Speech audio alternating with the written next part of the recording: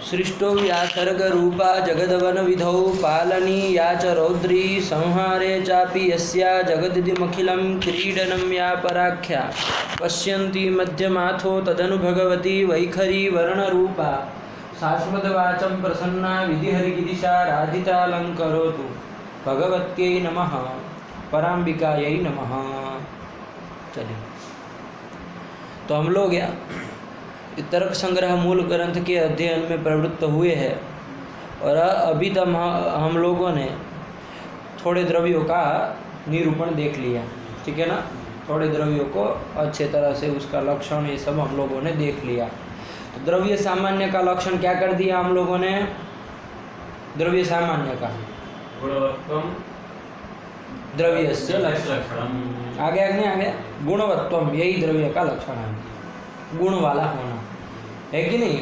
जैसे जो भी द्रव्य देखेंगे उसमें कोई ना कोई गुण रहेगा। जैसे हमने पृथ्वी देखा, उसमें कौन गुण रहा? गंध रहा, ठीक है ना। ये केवल एक एक में बता दे रहा हूँ ताकि लक्षण घट जाए, वरना अभी हम जब रूप देखेंगे तो एक एक रूप देखेंगे, और मतलब जो गुण देखेंगे तो एक एक गुण देखेंगे कि कितने कौन कहाँ रह रहा, बिल्कुल बारीकी से देखेंगे, है कि नहीं। लेकिन अभी फिलहाल चूँकि गुणवत्तम लक्षण किया है तो एक भी गुण रह गया तो लक्षण घट जाएगा कि नहीं घट जाएगा, इसलिए ज़्यादा नहीं कह रहा हूँ, है कि नहीं है। वरना पृथ्वी में बहुत कुछ चीज़ें रहती हैं, है कि बहुत सारे गुण रहते हैं, 14 गिनेंगे देखेंगे, है कि नहीं, बहुत गुण रहते हैं। इसके बाद जल में देखो, जल में कौन सा गुण रहा? शीत मत कहो, शीत स्पर्श, है कि नहीं। कौन गुण रहता है? शीत स्पर्श रहता है। तो स्पर्श भी गुण है कि नहीं है? रूप रस गंध स्पर्श, वो स्पर्श है ना, 3 प्रकार का है, 3 प्रकार के स्पर्श होते हैं। शीत स्पर्श होता है, उष्ण स्पर्श होता है और अनुष्णा शीत स्पर्श होता है। वो जब आएगा उसके भेद प्रभेद देखेंगे, 3 भेद होते हैं, 3 प्रकार का स्पर्श। शीत स्पर्श होता है, कोई उष्ण स्पर्श होता है, कोई अनुष्णा शीत स्पर्श होता है। ये सभी स्पर्श होता है ना, ये पृथ्वी का और वायु का वैसा ही है, न शीत होता है न उष्ण होता है। उसमें यदि जल के कण आ जाए तो आपको ठंडा लगेगा, और उसमें यदि तेज का अंश आ जाए तो वो गर्म उष्ण स्पर्श मालूम पड़ेगा। वरना उसका यदि देखे तो स्पर्श तो है, लेकिन कैसा है? अनुष्णा शीत स्पर्श है। आया कि नहीं आया? तो कुल मिला के शीत स्पर्श मतलब स्पर्श रह गया कि नहीं जल में, तो जल वो स्पर्श गुण रह गया जल में।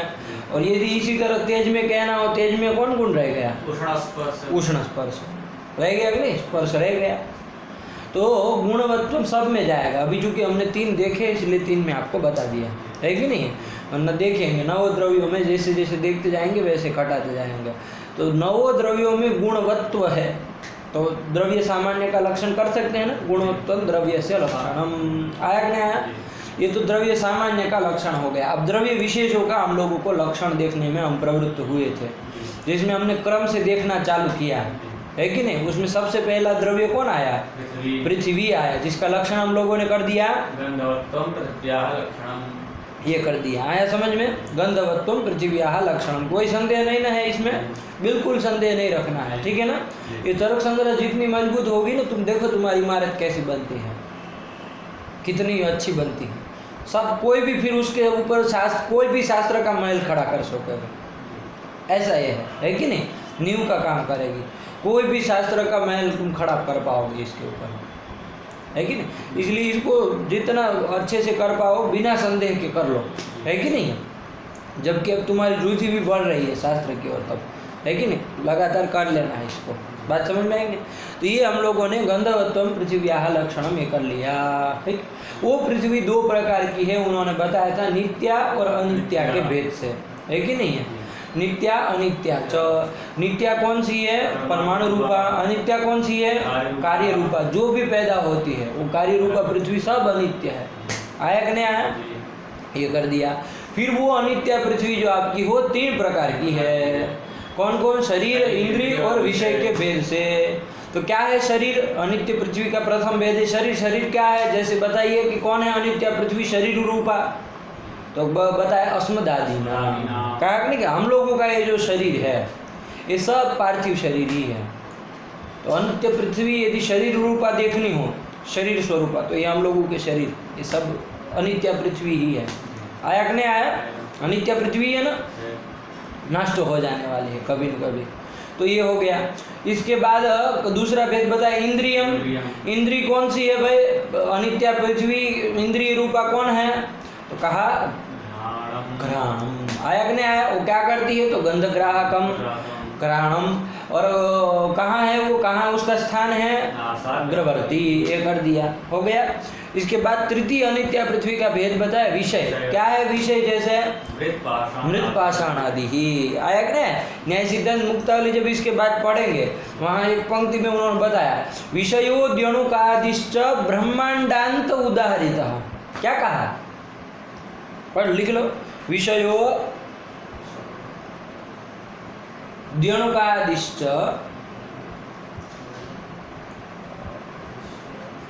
ब्रह्मांडांत उदाहरितः। उदाहरितः री री।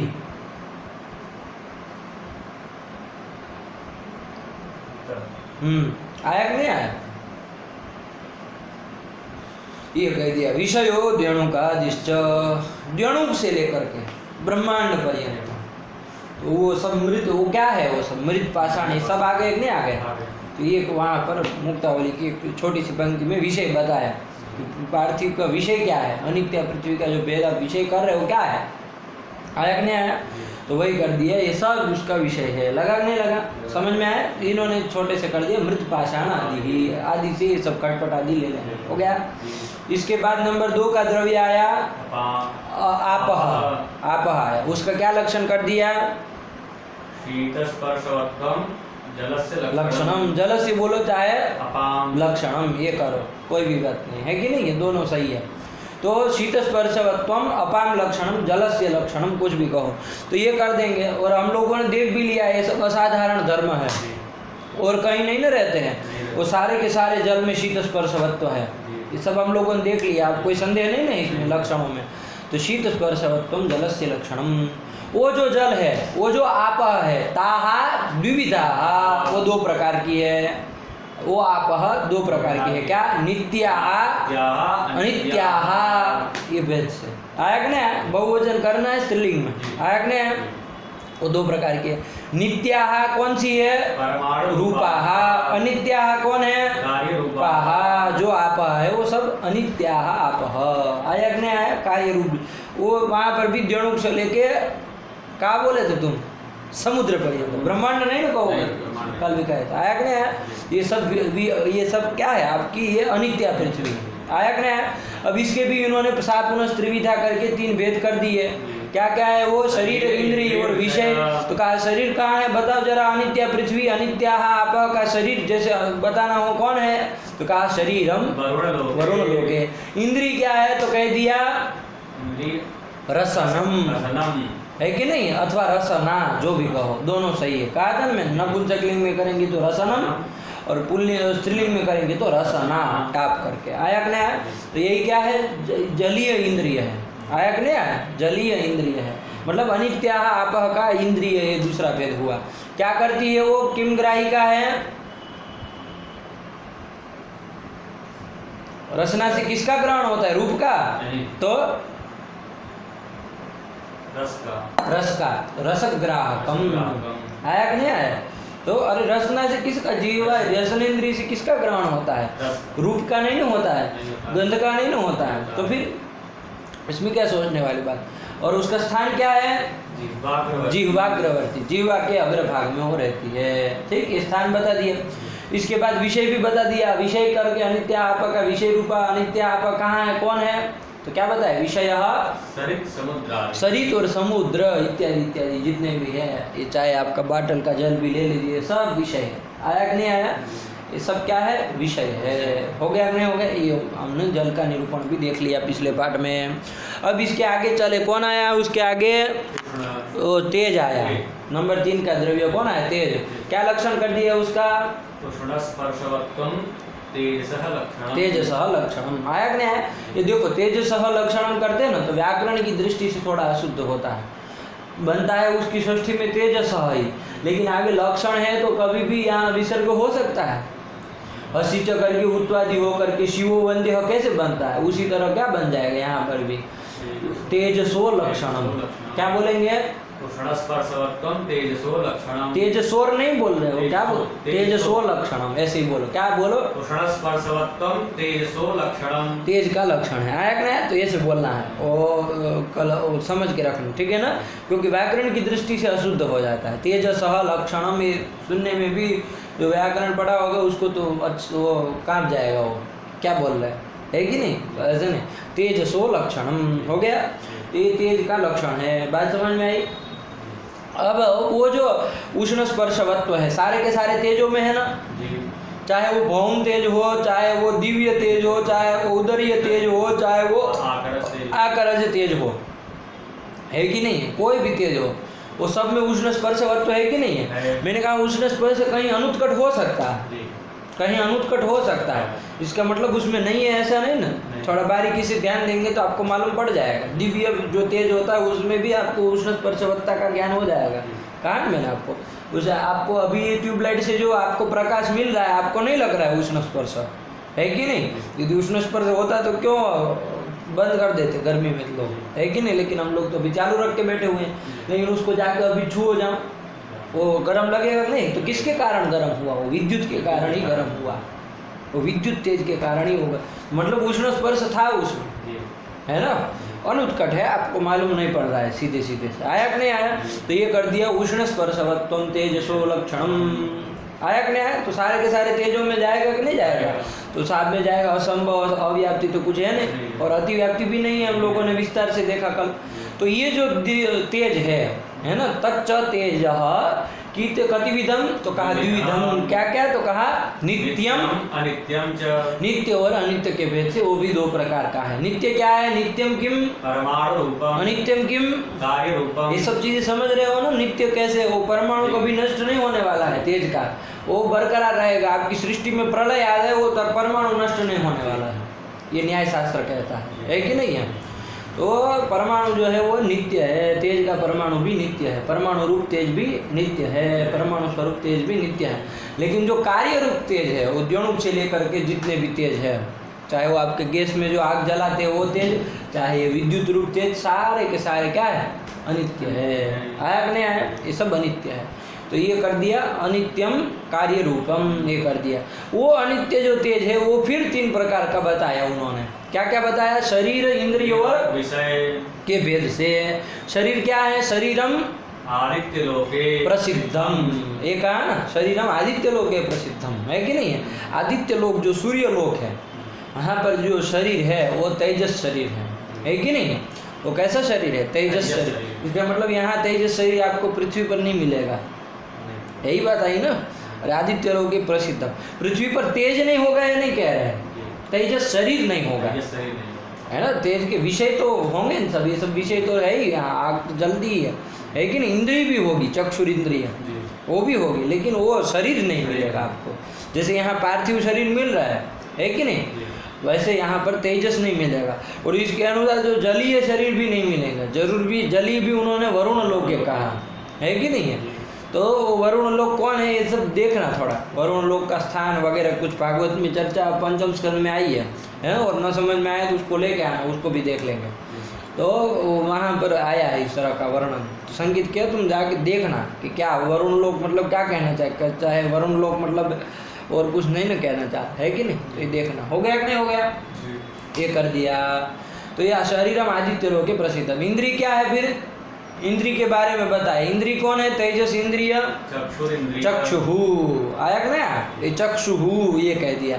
वो चक्षुहु नपुंसकलिंग शब्द है, ध्यान देना, है ना। चक्षुहु, चक्षुषी, चक्षुंसी ऐसे चलता है। तो चक्षुहु, तो ये चक्षुर इंद्रिय है, ये तेजस इंद्रिय है ना। कहाँ पर रहती है वो? तो कहा कृष्ण ताराग्रवर्ती, है कि नहीं? कृष्ण ताराग्रवर्ती, कृष्ण तारा के अग्रभाग में वो रहती है। कृष्ण ताराग्रवर्ती क्या काम करती है? इसका काम क्या है? रूपग्राहकम, रूपग्राहकम, रूप को ग्रहण करती है ना। ये शुक्ल, नील, पीत इत्यादि इत्यादि रूपों को ग्रहण करती है। इसी चक्षुर इंद्रिय से ही पता चलता है ना, और किसी इंद्रिय से पता चल सकता है? नहीं पता चल सकता। जिसको आँख नहीं होती, अंधे होते हैं, जिसको चक्षुर इंद्रिय जिसके पास नहीं होती है, तो वो देख पाते हैं कि कैसा रूप है, कैसा क्या है, वो ग्रहण ही नहीं कर पाएंगे, है कि नहीं है? तो चक्षुरिंद्रिय रूपक ग्राहकम है, आया कि नहीं? और आया तीसरा भेद कर दिया तेज का, क्या विषय, क्या है विषय? तो विषय इसको बहुत अच्छे से इन्होंने विषय को समझा है यहाँ पर, है कि नहीं है? कि विषय क्या है, तेज का विषय बहुत अच्छे ढंग से समझाया है। तो कह दिया विषयस चतुर्विधम कहा, हाँ तेज है ना, तो विषयस चतुर्विधम कहा कि चतुर्विध कहा होगा?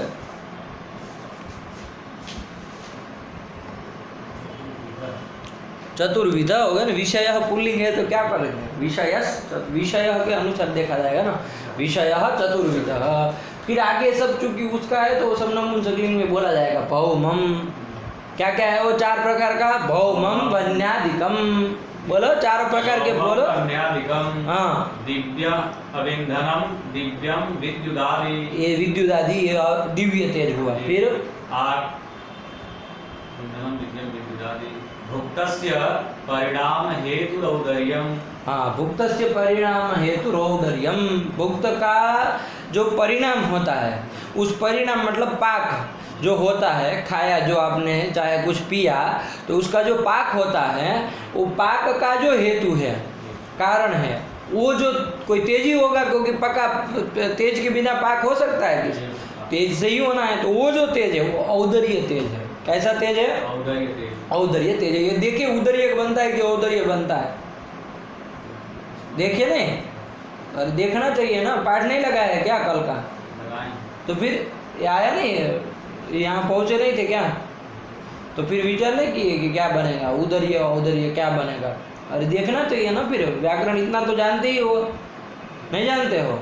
सूत्र नहीं देख सकते हो तो फिर पुस्तक खोल के, सिद्धांत कौमुदी खोल के देखना चाहिए ना कि भाई कौन है ऐसे यत प्रत्यय की, कैसे क्या हो रहा है, कौन सा हो रहा है कि नहीं है? थोड़ा अमर कोश आदि कोश देखे तो उसमें रामरुद्री वगैरह टीका भी रहती है, तो उसमें भी मान लीजिए शब्द इस टाइप का मिल रहा है तो उसकी व्याख्या हम देखें तो वो व्युत्पत्ति बता देंगे कि कौन प्रत्यय हुआ, क्या हुआ।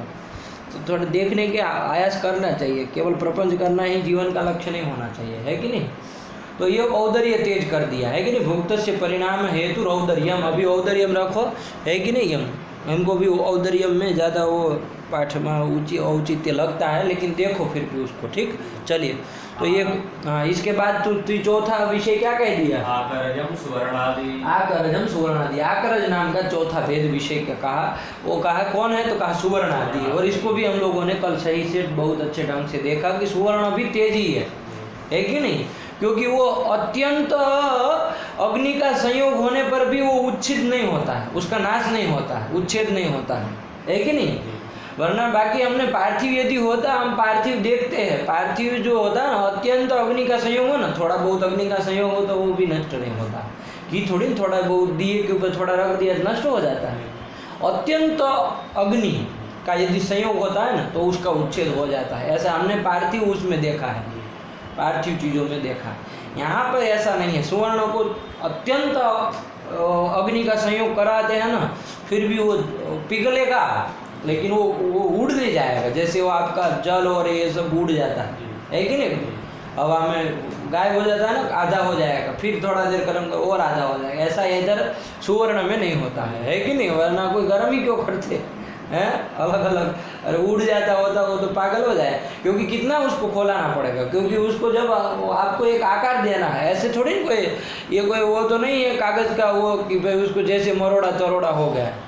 अरे आप कितना वो देखे वो सुवर्ण का वो जो आभूषण होते देखे ही होते हैं सब लोग, तो कितनी बारीकी से एक एक चीज़ बनाई जाती है उसमें, तो उसको कितना पिघलाना पड़ा होगा। ऐसे ही बन जाएगा कि आप वो लेखनी से बैठेंगे और मरोड़ देंगे, ऐसे खटक खटक ऐसे बन जाएगा वो।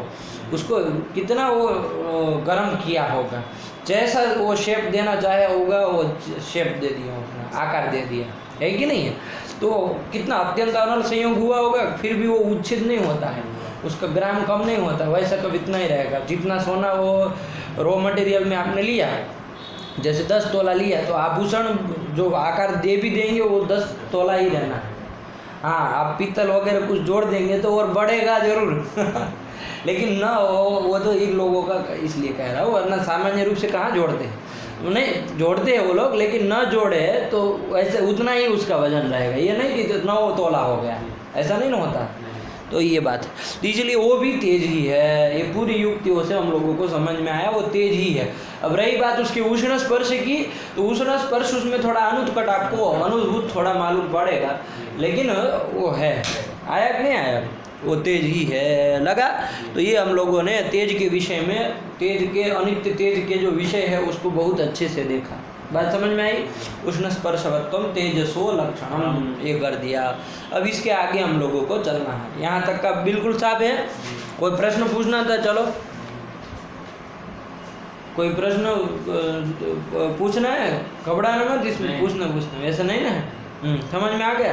प्रश्न बना था कि जो भस्म बनाते हैं, तो स्वर्ण का भस्म बनाते हैं तो भस्म हो जाता है। हाँ, भस्म नहीं हो पाता है, एकदम कण में हो जाता है। हाँ, तो उसी क्या होगा, कण में हो जाना, नष्ट हो जाना नहीं होता है ना।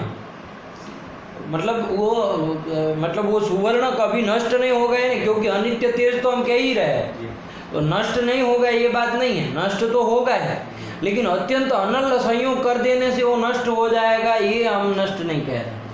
आया कि नहीं? उसमें कहा, वरना नष्ट तो, अरे एक कण कण नष्ट हुआ तो वो जो हार बना था आपका, सोने का जो हार है, उसको यदि तोड़ा जाए तो वो हार तो नष्ट हो ही गया ना। वो सुवर्ण था मान लीजिए आपका, तो वो यदि कण कण अलग कर दिया तो नष्ट वो हो ही गया। अब वो जो कण है उसको और छोटे छोटे कण कर दिए जाए तो वो कण भी नष्ट हो गए। तो ऐसे करते करते अंतिम में परमाणु पर्यंत रहेगा, परमाणु फिर नष्ट नहीं होगा उसका तेज का। आया कि नहीं आया? बाकी सब तो नष्ट ही, अनित्य तेज का तो ये विषय वो ही है। इसका मतलब ये नहीं कि कभी नहीं होता, ये नहीं कह रहे, केवल अग्नि संयोग से नहीं होता है ना, अग्नि संयोग से उसका उच्छेद नहीं होता, यही कह रहा है। बात समझ में आई कि नहीं? तो आया, क्लियर है? और कुछ नहीं ना? प्रश्न पूछने में मत घबराओ, है कि नहीं, उसमें कोई समस्या नहीं।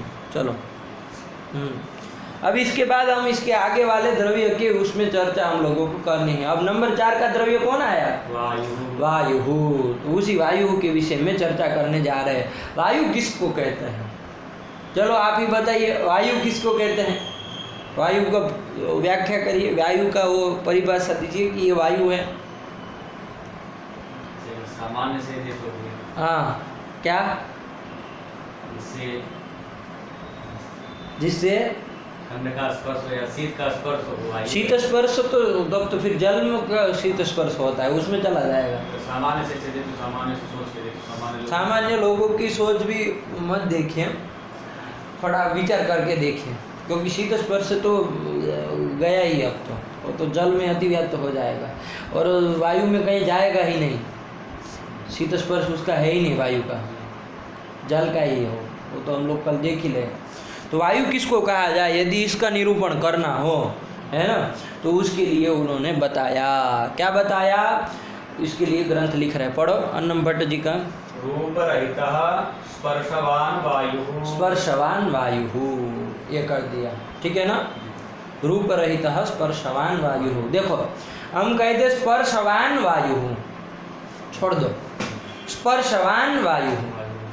देखो वायु शब्द कैसा है, किस लिंग का है? पुल्लिंग का है ना, वायु वायु भानु की तरह चलता है कि नहीं है? तो वायु वायु वायवः ऐसे चलता है ना। और तो यहाँ पर ये जो वायु है, तो इसलिए अब जब उसका कुछ वो कहना हो, मतलब प्रत्येक मान लीजिए जोड़ना पड़ा किसी भी तरफ से, तो क्या होगा उसमें? वाहन बनेगा कि नहीं? तो क्या बने, वही लिखे, स्पर्शवान वायु। समझ में आ रहा है कि नहीं आ रहा? अब ये वैसे मतुब का इस तरह से वो समझाया नहीं जाता है, ये कोई व्याकरण की वो प्रक्रिया नहीं है, लेकिन चूँकि ग्रंथ याद करने में लोग वो करते हैं, नहीं समझते हैं कि कहाँ वती लगा है। कभी कभी उधर शीत स्पर्शवान आप कर देंगे, कभी कुछ कर देंगे, कभी वत कर देंगे, कुछ ध्यान नहीं रहता है। तो इसलिए समझा करके कह रहे हैं कि ये पुल्लिंग है, इसलिए, है कि नहीं? वरना इस तरह का मतुब के विषय में व्याख्यान करना उचित नहीं है कि नहीं? व्याकरण की दृष्टि से देखे तो ऐसा नहीं होता है, वाहन हो और वती, लेकिन समझने की दृष्टि से, है कि नहीं? चलिए, तो ये हम लोगों ने कर दिया। तो स्पर्शवान वायु इतना ही रख लेना, स्पर्श वाला जो है वो वायु है। इसका वायु में स्पर्श रहता है कि नहीं रहता है? स्पर्श रहता है। वायु जब वायु हमको लग रहा है ना स्पर्श हो रहा है कि नहीं, तो स्पर्शवान वायु यही रख दो। यही कह दो, चलो तुम बताओ स्पर्शवान वायु कहे तो क्या समझ है, उसको छोड़ दो, रूप रहित को निकाल दो, स्पर्शवान वायु यही कह दे तो स्पर्शवान जो है जल भी है, जल भी है। शीत स्पर्श भले रहे लेकिन स्पर्शवान तो है कि नहीं है, स्पर्शवान तो है ही। और स्पर्शवान तेज भी है, तेज भी है। और स्पर्शवान पृथ्वी भी है, पृथ्वी भी है, पृथ्वी का भी स्पर्श होता ही है, स्पर्श है ना, तो पृथ्वी में मतलब स्पर्श गुण रहता है।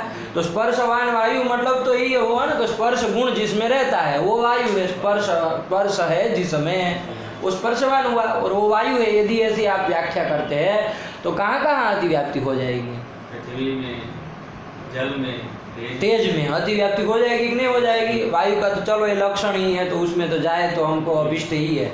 आकाश आदि में अतिव्याप्ति होगी कि नहीं होगी, विचार कर लो जरा। आकाश में स्पर्श है नहीं ना, आकाश में स्पर्श नहीं है।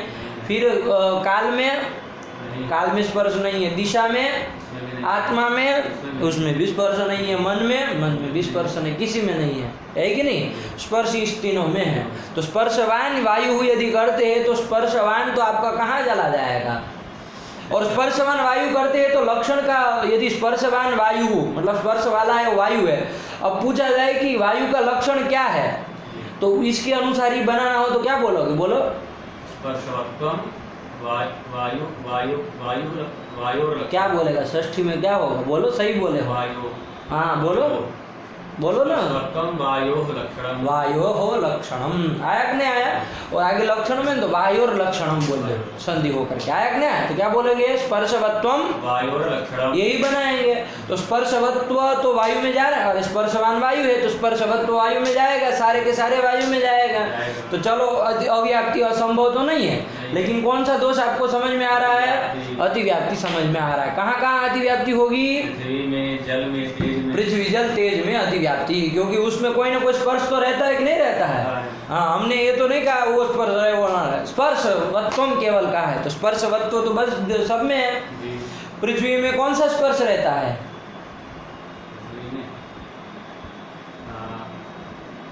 स्पर्श रहता है कि नहीं रहता है। देखो शब्द याद रह गया तुमको, है कि नहीं। इस तरह मेहनत करते चलो तो देखो सब चीजें आ जाएगा, है कि नहीं। जितना इसमें मेहनत करते जाओगे ना, ये कुछ शुरुआत में ऐसा लगता है, कुछ नहीं होता है। जब इसको समझने लगते हैं ना फिर सब आंसर से ना आता है। कल हमको इस शब्द के लिए तुमको मारना पड़ा था, हुआ था कि नहीं हुआ था, यही शब्द नहीं निकल रहा था, आज तुमने बोल दिया, है ना। कौन सा स्पर्श रहता है पृथ्वी में, शीत स्पर्श रहता है, आया कि नहीं आया। तो अनुषणा शीत स्पर्श रहता है, तो स्पर्श रह गया कि नहीं रह गया, कोई भी स्पर्श रहा, स्पर्श रह गया। और उसमें तो स्पर्श है ही, जल में तो शीत स्पर्श है, और तेज में भी स्पर्श है, कौन सा, उष्ण स्पर्श है। उसके तो लक्षण ही उन्हीं के आधार पर बने थे, है कि नहीं है। तो स्पर्श तो तीनों में है। तो स्पर्शवत्वम यदि वायु लक्षणम कहते हैं तो कहाँ अतिव्याप्ति, पृथ्वी वायु और तेज में, वायु में अतिव्याप्ति, पृथ्वी आपः तेज में, पृथ्वी जल तेज में अतिव्याप्ति। क्या इतनी देर लगा रहे हो अतिव्याप्ति बोलने में, कभी भी क्रम को उच्छेद नहीं करना है, अतिव्याप्ति भी क्रम से बोलनी है, दोष भी क्रम से दो, है कि नहीं है, ये दोष है कि नहीं। तो अतिव्याप्ति यहाँ तीनों में हो जाए, कहाँ कहाँ, पृथ्वी जल तेज में अतिव्याप्ति हो जाएगी। बात समझ में आई। तो अब इसलिए हमको क्या कहना पड़ेगा, कुछ कहना पड़ेगा, इसलिए से काम नहीं चलेगा, है कि नहीं। अब इसमें आपको समझा करके भी हम वारण नहीं कर सकते हैं, क्योंकि स्पर्शवत्व तो है ही। अब उसमें कैसे, अभी तो उसका कई क्या है, सब में स्पर्श है, तो इसको तो नहीं ना वारण कर सकते हम। तो समझो, बाकी जगह तो आप अतिव्याप्ति देते थे तो हम समझा करके हटा रहे थे, है कि नहीं, युक्तियों से कर रहे थे कि नहीं कर रहे थे, कर रहे थे। लेकिन अभी तो ऐसा नहीं कर सकते, अभी तो साफ साफ स्पर्शवत्व तो सब में है, पृथ्वी जल तेज में अतिव्याप्ति हो जाएगी। तो अब इसके लिए कुछ कहना पड़ेगा। तो अब हम देखो कह देंगे, देखो एक बात समझो, तीन में जहाँ क्या किस तरह से अतिव्याप्तियों का वारण किया जाता है, इस चीज़ को समझ लो। जहाँ जहाँ अतिव्याप्ति हुई ना, उसमें और हमारे लक्ष्य में क्या अंतर है ये पकड़ लेना, है ना। अतिव्याप्ति यदि वारण करनी हो, मान लो जो स्वयं को भी करनी है, तो हमको क्या करना है, एक तो हमारा लक्ष्य ध्यान रखना है, और आपको अतिव्याप्ति जहाँ जहाँ हुई वो स्थलों को याद देखना है। अब दोनों में हमको ये लक्ष्य में और वो अति अलक्ष्य जहाँ अतिव्याप्ति हो रही है उन चीज़ों में कुछ अलग डिफरेंट निकालना है। क्या इसमें मतलब अलग है जिससे हम कुछ ऐसा विशेषण दे दे कि ये निकल जाए, बाहर हो जाए, है कि नहीं? ये जो अतिव्याप्ति हुई वो सब ना हो। तो देखो पृथ्वी जो देखते हो उसमें कोई ना कोई रूप रहता है कि नहीं रहता है? खट पट जो भी देखोगे उसमें कोई, चाहे नीला, चाहे हरा, चाहे शुक्ल, चाहे पीत, कोई ना कोई रूप जरूर रहता है कि नहीं रहता है? बिना रूप की पृथ्वी देखे हो कभी? नहीं है। इसी तरह जल का देखो, जल का भी रूप दिखता है कि नहीं दिखता है? कैसा रूप दिखता है? स्वच्छ दिखता है। स्वच्छ, स्वच्छ नाम का कोई रूप ही नहीं है। शुक्ल, नील, पीत, रक्त, हरित, कपिश, चित्र, इसमें से कौन सा दिखता है? तुमको दिखता कौन सा ये देखना है। पंक्ति वो नहीं रटने के लिए कह रहे, वो जल नील जैसा, हाँ श्वेत भी दिखेगा। तो देखो समझो उसको ध्यान से देखना है। अभी तुम गंगा जल देखोगे वहाँ जा करके तो तुमको थोड़ा हरा हरा भी मालूम पड़ेगा, लेकिन वो सब पदार्थ डाले हैं ना, वो पार्थिव अंश डाले हुए हैं जिसके कारण तुमको अलग अलग रहो। अब उसमें कुछ डाला हुआ है तो तुमको काला मालूम पड़ेगा। मान लीजिए किसी ने अस्थि विसर्जन किया है तो तुमको थोड़ा काला मालूम पड़ेगा। कोई फूल पर वो डाला है तो फूल का वो केसरी रंग जो होता है, पीत रंग जो वो उसमें मिल गया है तो तुमको वैसा मालूम पड़ेगा। तो ऐसे नहीं, साफ जल जो हो उसको देखो, है कि नहीं? जैसे अभी जाओ उसमें और उस जल को गिलास में भरो और देखो कैसा रूप मालूम पड़ता है। तो उसमें रक्त रूप, ये पीत, ये सब रूप नहीं होते उसमें शुक्ल रूप होता है। बात समझ में आई? शुक्ल रूप होता है। कैसा रूप होता है? शुक्ल रूप होता है। उसको देखेंगे तुमको समझ में आएगा। शुक्ल रूप होता है। शुक्ल रूप दो प्रकार के होते हैं, इसको समझ लो, वरना तुमको लगेगा शुक्ल रूप तो ये कपड़े जो पहने हैं वैसा शुक्ल रूप कहाँ उसमें है। तो शुक्ल रूप दो प्रकार के होते हैं, एक भास्वर शुक्ल होता है, एक अभास्वर शुक्ल होता है कि नहीं?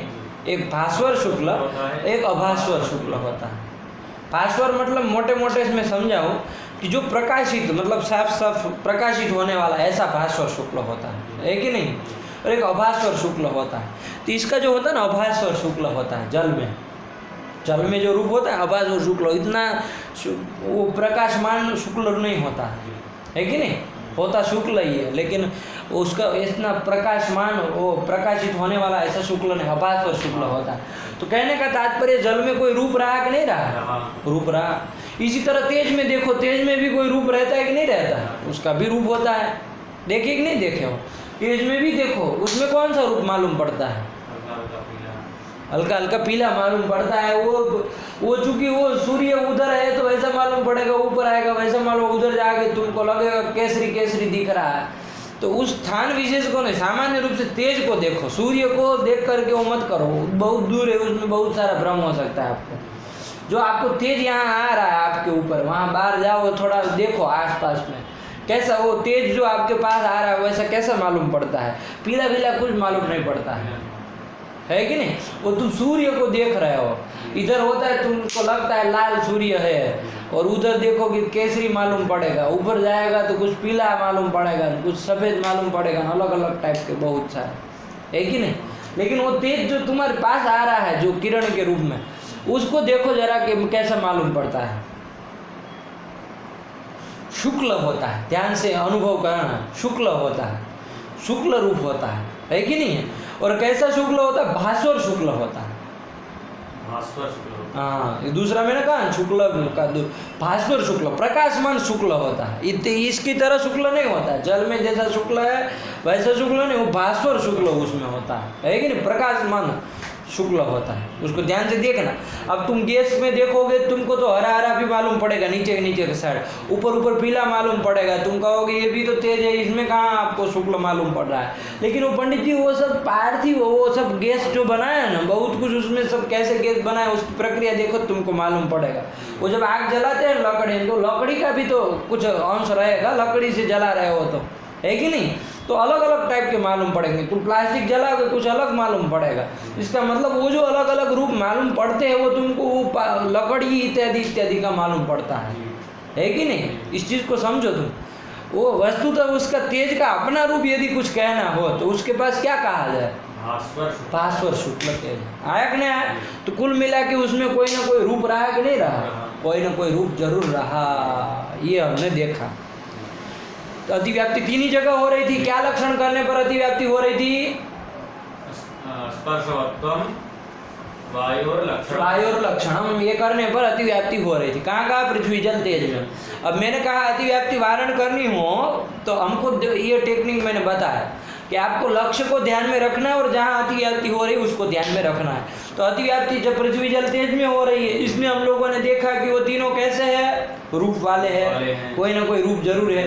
अब हमारा लक्ष्य देखो जरा, लक्ष्य कौन है हमारे? स्पर्शवत्वम, ये जो लक्षण किया इसका लक्ष्य कौन है? वायु है। वायु को देखो, वायु को रूप होता है? वायु को कोई रूप दिखता है? शुक्ल नील पीत ऐसा कुछ नहीं ना दिखता है, तो इसमें नहीं होता है। अब हमको कुछ चीज मिल गए अंतर करने के लिए, है कि नहीं है? कि हमारे जो वो अलग से पृथ्वी जल तेज, उसमें रूप रहता है, इसमें नहीं रहता। अब क्या कहते तो हम ये अतिव्याप्ति का वारण हो जाए? क्या कहते तो वारण हो जाए? बताओ। स्पर्शवान के साथ साथ हम क्या चीज कहते तो वो अतिव्याप्ति वारित हो जाए? रूप रहित। यही उसने काम किया है। रूप रहित स्पर्शवान वायु। केवल स्पर्शवान होना जरूरी नहीं, रूप रहित भी होना चाहिए, वो वायु है। रूप रहित हो और स्पर्शवान हो, स्पर्श वाला हो। आया कि नहीं? रूप से रहित हो और स्पर्श वाला हो, वो वायु है। समझ में आया? ये एक टेक्निक होती है, ठीक है ना? इसको समझ लो कैसे वारण किया जाता है कि नहीं? इस तरह से अभ्यास करना है। जहाँ कहीं दोष आए तो इस तरह का विचार करके देखना है कि नहीं? क्योंकि बहुत सारी अतिव्याप्ति ऐसे अपने को सोचनी पड़ेगी। मान लीजिए कोई अतिव्याप्ति दे रखा है तो आपको सोचना पड़ेगा, है कि नहीं? तो वही हमने एक विशेषण दे करके वारण किया है ना। हमने स्पर्शवान केवल न कह करके और एक भी कहा क्या? रूप रहित स्पर्शवान, रूप रहित और स्पर्श वाला हो वो वायु है। अब पृथ्वी जल तेज में अतिव्याप्ति होगी? नहीं होगी, क्योंकि वो सब में तो स्पर्श वाले हैं, तब तो अतिव्याप्ति होनी चाहिए। अतिव्याप्ति क्यों नहीं हो रही है? वाले हैं लेकिन स्पर्श वाले नहीं। स्पर्श वाले नहीं है, स्पर्श नहीं है उन सब में। मैंने क्या प्रश्न पूछा? हड़बड़ाओ मत। मैंने प्रश्न ये पूछा है कि अब अतिव्याप्ति होगी उसमें, ये जब रूप रहित स्पर्शवान वायु जब हमने कह दी आप पृथ्वी जल तेज में अतिव्याप्ति होगी? कि ना? नहीं। हाँ होगी। क्या नहीं होगी? क्या बोल रहे हो? नहीं होगी। आया कि नहीं आया? क्यों नहीं होगी बताओ? क्यों? स्पर्श वाला तो वो है ही, क्यों अतिव्याप्ति नहीं होगी? जो वायु का लक्षण बना रहे हैं वो रूप से रहित बना रहे हैं। रूप से रहित लक्षण बना रहे हैं, ऐसा क्या कह रहे हो तुम? जो हम इतना क्या तुम अंट संट बोल रहे हो? मैं क्या कह रहा हूँ, प्रश्न के ऊपर ध्यान दो ना।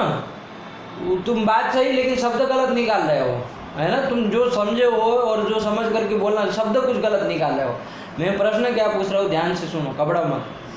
मैंने ये कहा कि रूप रहित स्पर्शवान वायु, जब ये हमने कह दिया, अब आप इस लक्षण हम जो भी बनाएंगे ऐसा मिला करके अभी बनाएंगे, वो उसमें अतिव्याप्ति पृथ्वी जल तेज में अब अतिव्याप्ति होगी क्या?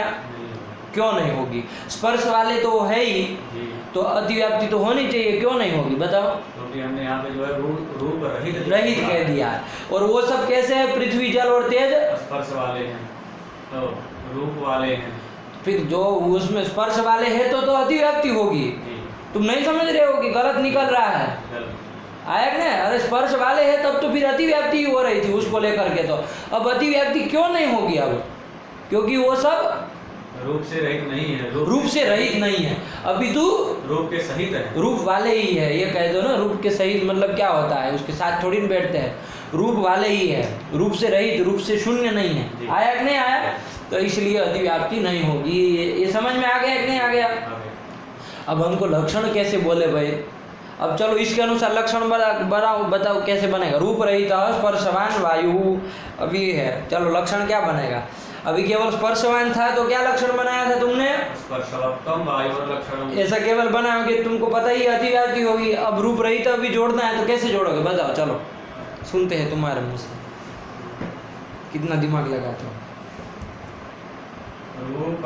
रूप रहित स्पर्शवत्वम, रूप रहित स्पर्शवत्वम, ये कर दिया। तो ये भी एक तरफ से देखा जाए, यदि इसको साधु करना चाहे, सही है ऐसा कहना चाहे तो कर सकते हैं, करने के लिए तो, लेकिन हम करेंगे नहीं। देखो प्रक्रिया समझो, इस तरह की हम लोगों की प्रक्रिया नहीं है। देखो इसमें क्या हो गया, स्पर्शवान इतने अंश को लेकर के लक्षण क्या बनाया तुमने, स्पर्शवत्वम, ये बनाया। यदि केवल रूप रहित इतने अंश को बोलना हो तो लक्षण रूप रहितत्वम, वायु लक्षण में से कहोगे कि नहीं कर। तो हमारे पास दो दल आ गए, स्पर्शवत्वम और रूप रहितत्वम, दोनों आ गए। ये दो चीजें ना। अब ये दोनों को हमको, ये दोनों चाहिए हमको लक्षण में, दोनों चाहिए कि नहीं चाहिए। अब जब एक होता तब तो हम एक तो लगा करके गंधवत्वम की तरह बना दे। अब हमारे पास तो दो दल है, दो चाहिए, दोनों हमको लक्षण में डालना है। अभी तक जितने लक्षण बने वो सब में देखो दो नहीं थे, गंधवत्वम, शीत स्पर्शवत्वम, उष्ण स्पर्शवत्वम, एक ही में काम चल गया। लेकिन यहाँ केवल एक स्पर्शवत्वम से काम नहीं चल रहा, यहाँ तो रूप रहितत्वम भी कहना पड़ रहा है। तो अब रूप रहितत्वम भी कहना है और स्पर्शवत्वम भी कहना है, दोनों को कहना होगा तो कैसे कहेंगे। तो दोनों को बोलना है। तो देखो एक प्रक्रिया में बताऊं, इसको समझ लो आज। ऐसे जब दो आ जाए ना तो ऐसे कर देना है, रूप रहितत्वे सती स्पर्शवत्वम। क्या बोलेंगे, रूप रहितत्वे सति स्पर्शवत्वम, स्पर्शवत्वम किसका लक्षणम, वायोर लक्षणम, ये कर देंगे। क्या कर देंगे, रूप रहितत्वे सति स्पर्शवत्वम वायोर लक्षणम। आ गया कि नहीं आ गया। अब दोनों थे, रूप रहितत्वे सती, मतलब रूप रहितत्व भी चाहिए और स्पर्शवत्वम ये भी चाहिए। रूप रहितत्वे सती स्पर्शवत्वम, ये तरीका होगा, है कि नहीं। अब आगे अब 50 ठो भी ऐसे बोलने पड़े तो अब घबराओगे नहीं ना कि कैसे सती कहाँ क्या जोड़ना पड़ा, आया कि नहीं। ऐसा कुछ नहीं, जो भी विशेषण तुमको दिखे पहले पकड़ लो क्या क्या देना है। उसके बाद एक जो रहेगा अंतिम में, जैसे यहाँ स्पर्शवत्वम रहा तो उसमें कुछ करना है, उसके पहले वाले जितने भी होंगे वो सब में सप्तमी कर देनी है और आगे सती जोड़ देना है। बस क्या हो गया, रूप रहितत्वे सती स्पर्शवत्वम लक्षणम। बन गया कि नहीं बन गया। रूप रहित क्या बोलो इसको, रूप रहितत्वे सति स्पर्शवत्वम वायोर लक्षणम, रूप रहितत्वे सति स्पर्शवत्वम वायोर लक्षणम, ये हमने कर दिया। रूप रहितत्वे सति स्पर्शवत्वम वायोर लक्षणम, यही वायु का लक्षण कर दिया। अब देखो, अब हमको घटाना होगा, घटा वायु में घटाओ, इस लक्षण को कैसे घटाओगे, रूप रहितत्वे सति स्पर्शवत्वम, इसको घटाओ, लक्षण को वायु में घटाओ। वायु है, हाँ, वो रूप से रहित है, हाँ, लेकिन स्पर्श वाला है।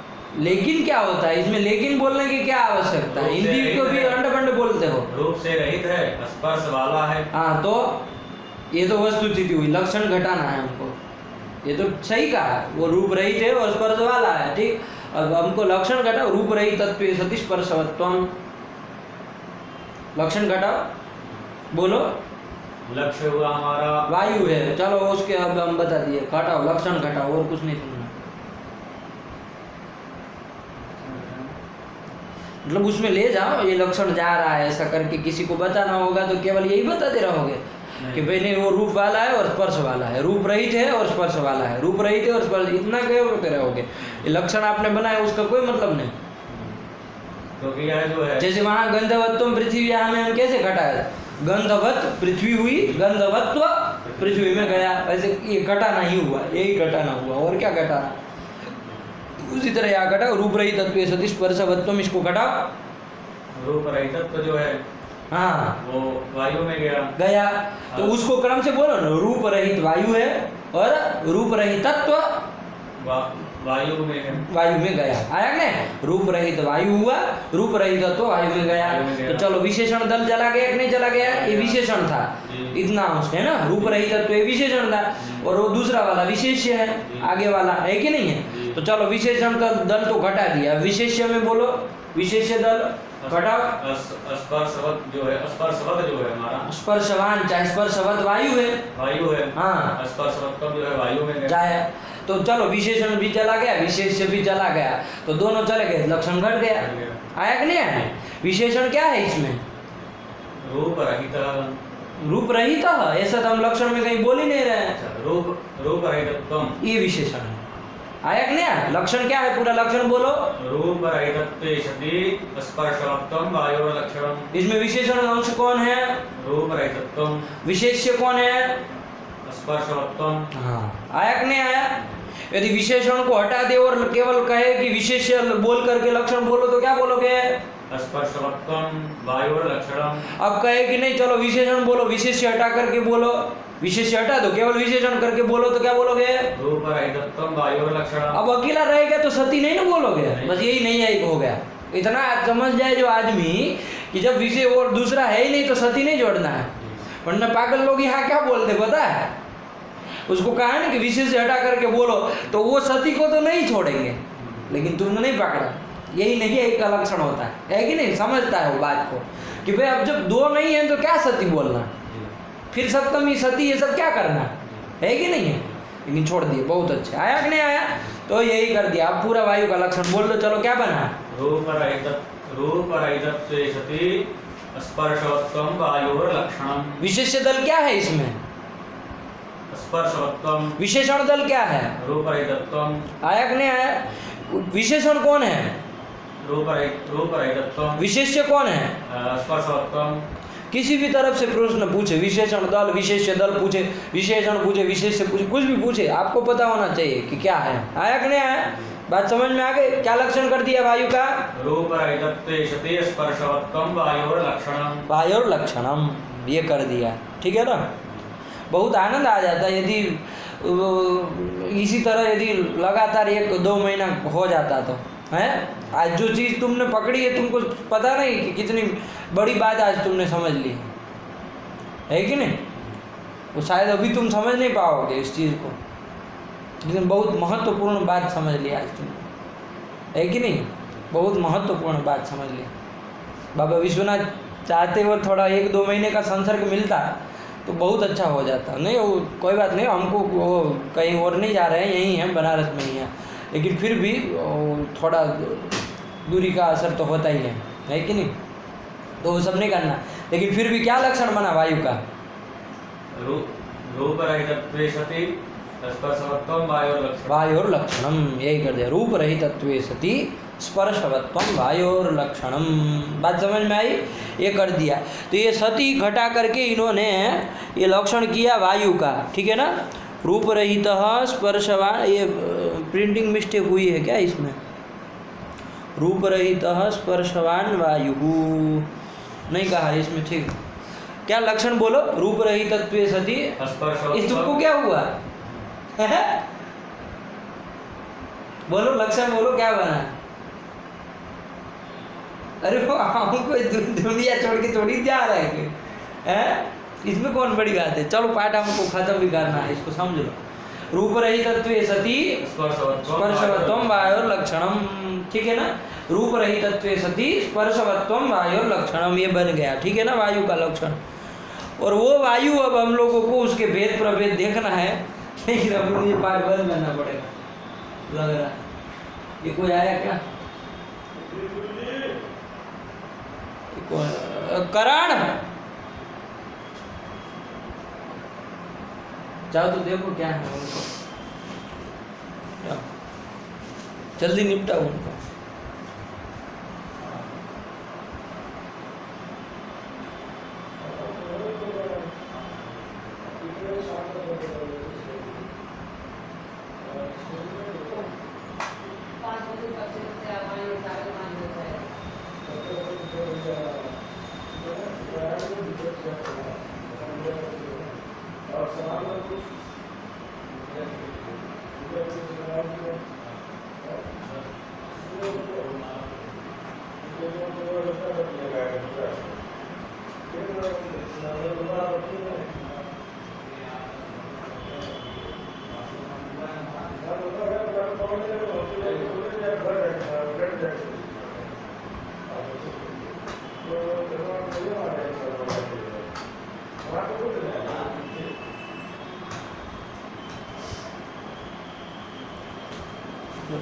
हो गया? चलो, तो क्या वायु का लक्षण कर दिया? रूप रहितत्वे सति स्पर्शवत्वम वायोर लक्षणम। अब देखो वायु में ही जाएगा ना। अब पृथ्वी में अतिव्याप्ति कह सकते हो, जल में अतिव्याप्ति, उसमें क्यों नहीं कह सकते हो? कौन सा दल नहीं जाएगा? रूप रहित नहीं जाएगा। रूप रहित?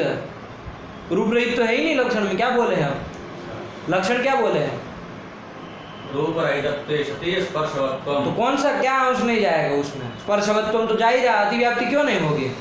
क्योंकि वो रूप रहित नहीं, रूप रहित वो नहीं है। नहीं है। तो क्या नहीं गया? वो रूप रहित नहीं है, वो तो हम समझ ही रहे, रूप उसमें है, रूप रहित नहीं है, लेकिन क्यों नहीं, आपका लक्षण क्यों नहीं जाएगा? क्योंकि हमने वायु का जो लक्षण बनाया रूप रहित बनाया है। रूप रहित नहीं बनाया, ऐसे मत बोलो। रूप रहितत्व बनाया। रूप रहितत्व तो घटित बनाया है। क्या बोलोगे? रूप रहितत्व घटित बनाया। मतलब रूप रहितत्व को भी जोड़ा है। जी। घटित मतलब यही जोड़ा है उसको, आया कि नहीं आया?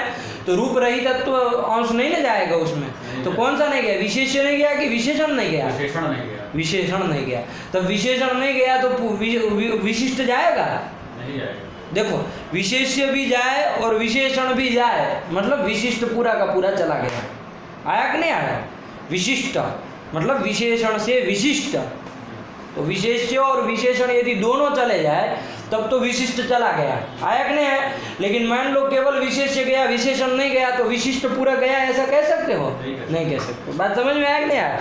तो हमारा तो लक्षण ये पूरा का पूरा है ना, रूप रहितत्वे सति स्पर्शवत्वम। तो वो पृथ्वी जल तेज में स्पर्शवत्वम, ये दल तो जा रहा है। ये क्या है? विशेष्य है कि विशेषण दल है? विशेष है। विशेष्य दल है, तो वो तो जा रहा है, लेकिन कौन सा दल नहीं जा रहा है? हमारा रूप रहितत्व जो है ये दल है विशेषण दल, वो नहीं जा रहा है, विशेषण नहीं जा रहा है। आया कि नहीं आया? इसलिए अतिव्याप्ति नहीं ना कह सकते हो। ये कर दिया, लगा कि नहीं लगा? तो यही वायु का लक्षण आपके सामने आ गया। क्या बन के आ गया? बोलो। रूप रहितत्वे सति स्पर्शवत्वम वायुर लक्षणम, यही वायु का लक्षण है। लग गया? रूप रहितत्वे सति स्पर्शवत्वम वायोर लक्षणम। हुआ? साफ है? कोई क्लियर हुआ नहीं ना? अब देखो, कोई प्रश्न पूछे कि इसमें केवल विशेष्य दल रखोगे तो लक्षण क्या बनेगा? केवल विशेष्य रखोगे तो स्पर्शवत्वम वायुर लक्षणम। ऐसा लक्षण बनाओगे तो कहाँ दोष आएगा? कौन सा दोष आएगा? अतिव्याप्ति दोष आएगा। कहाँ अतिव्याप्ति हो जाएगी? पृथ्वी में, जल में, तेज में अतिव्याप्ति हो जाएगी, है कि नहीं? केवल विशेष्य रखेंगे और किसको निकाल देंगे? विशेषण को निकाल देंगे, तो क्या लक्षण बनेगा? विशेषण को रखेंगे तो बनेगा। विशेषण नहीं रखना है, विशेषण को हटा दिया, स्पर्शवत्वम यही बनेगा स्पर्शवत्वम वायोर लक्षणम। ये बनाएंगे तो कहाँ अतिव्याप्ति हो जाएगी? पृथ्वी में, जल, पृथ्वी जल तेज, तीनों एक साथ बोल दो ना, ऐसा तोड़ के बोलने की जरूरत नहीं है। कहाँ कहाँ अतिव्याप्ति होगी? पृथ्वी जल और तेज में, पृथ्वी जल तेज में अतिव्याप्ति हो जाएगी। आया कि नहीं आया? और क्या दे देने पर वारण हो जाएगा? विशेषण देने। क्या विशेषण दे देंगे तो? रूप रहितत्वम। ये विशेषण दे देंगे तो वारित हो जाएगी। आया कि नहीं आया?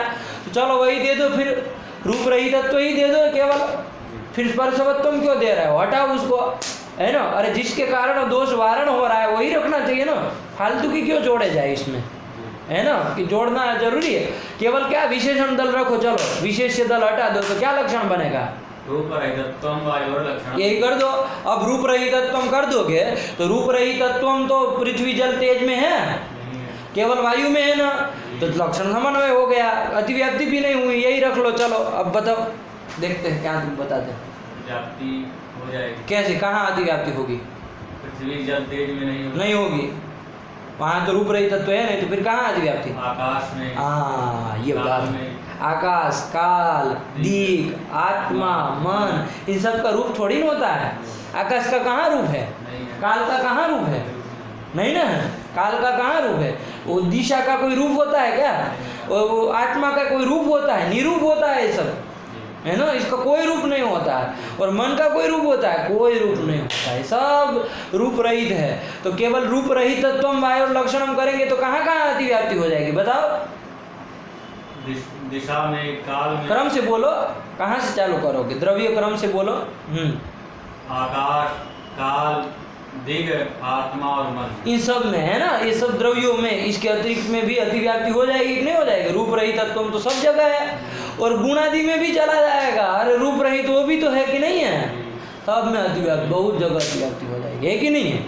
तो अब क्या कहना पड़ेगा? यहाँ आकाश आदि में अतिव्याप्ति वारण करने के लिए स्पर्शवत्वम ये कह देंगे, स्पर्शवत्वम कह देंगे तो लक्षण क्या बनेगा? पूरा रूप रहितत्वे सति स्पर्शवत्वम वायु लक्षणम ये बनेगा।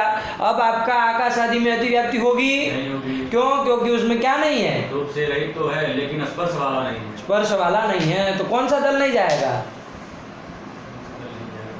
रूप रहित तत्व तो जा ही रहा है, विशेषण दल तो जा ही रहा है, क्या नहीं जाएगा?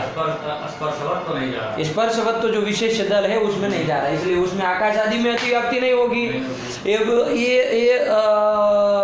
पृथ्वी आदि में अतिव्याप्ति क्यों नहीं होगी? स्पर्शवत तो जा ही रहा है, तो क्यों नहीं होगी अतिव्याप्ति? रूप रहित तो जो विशेषण रखा है उसके वो नहीं जाएगा, वो उसमें नहीं घटेगा, है कि नहीं? रूप रहित तो उसमें नहीं जा रहा है, इसलिए उधर भी अतिव्याप्ति नहीं होगी।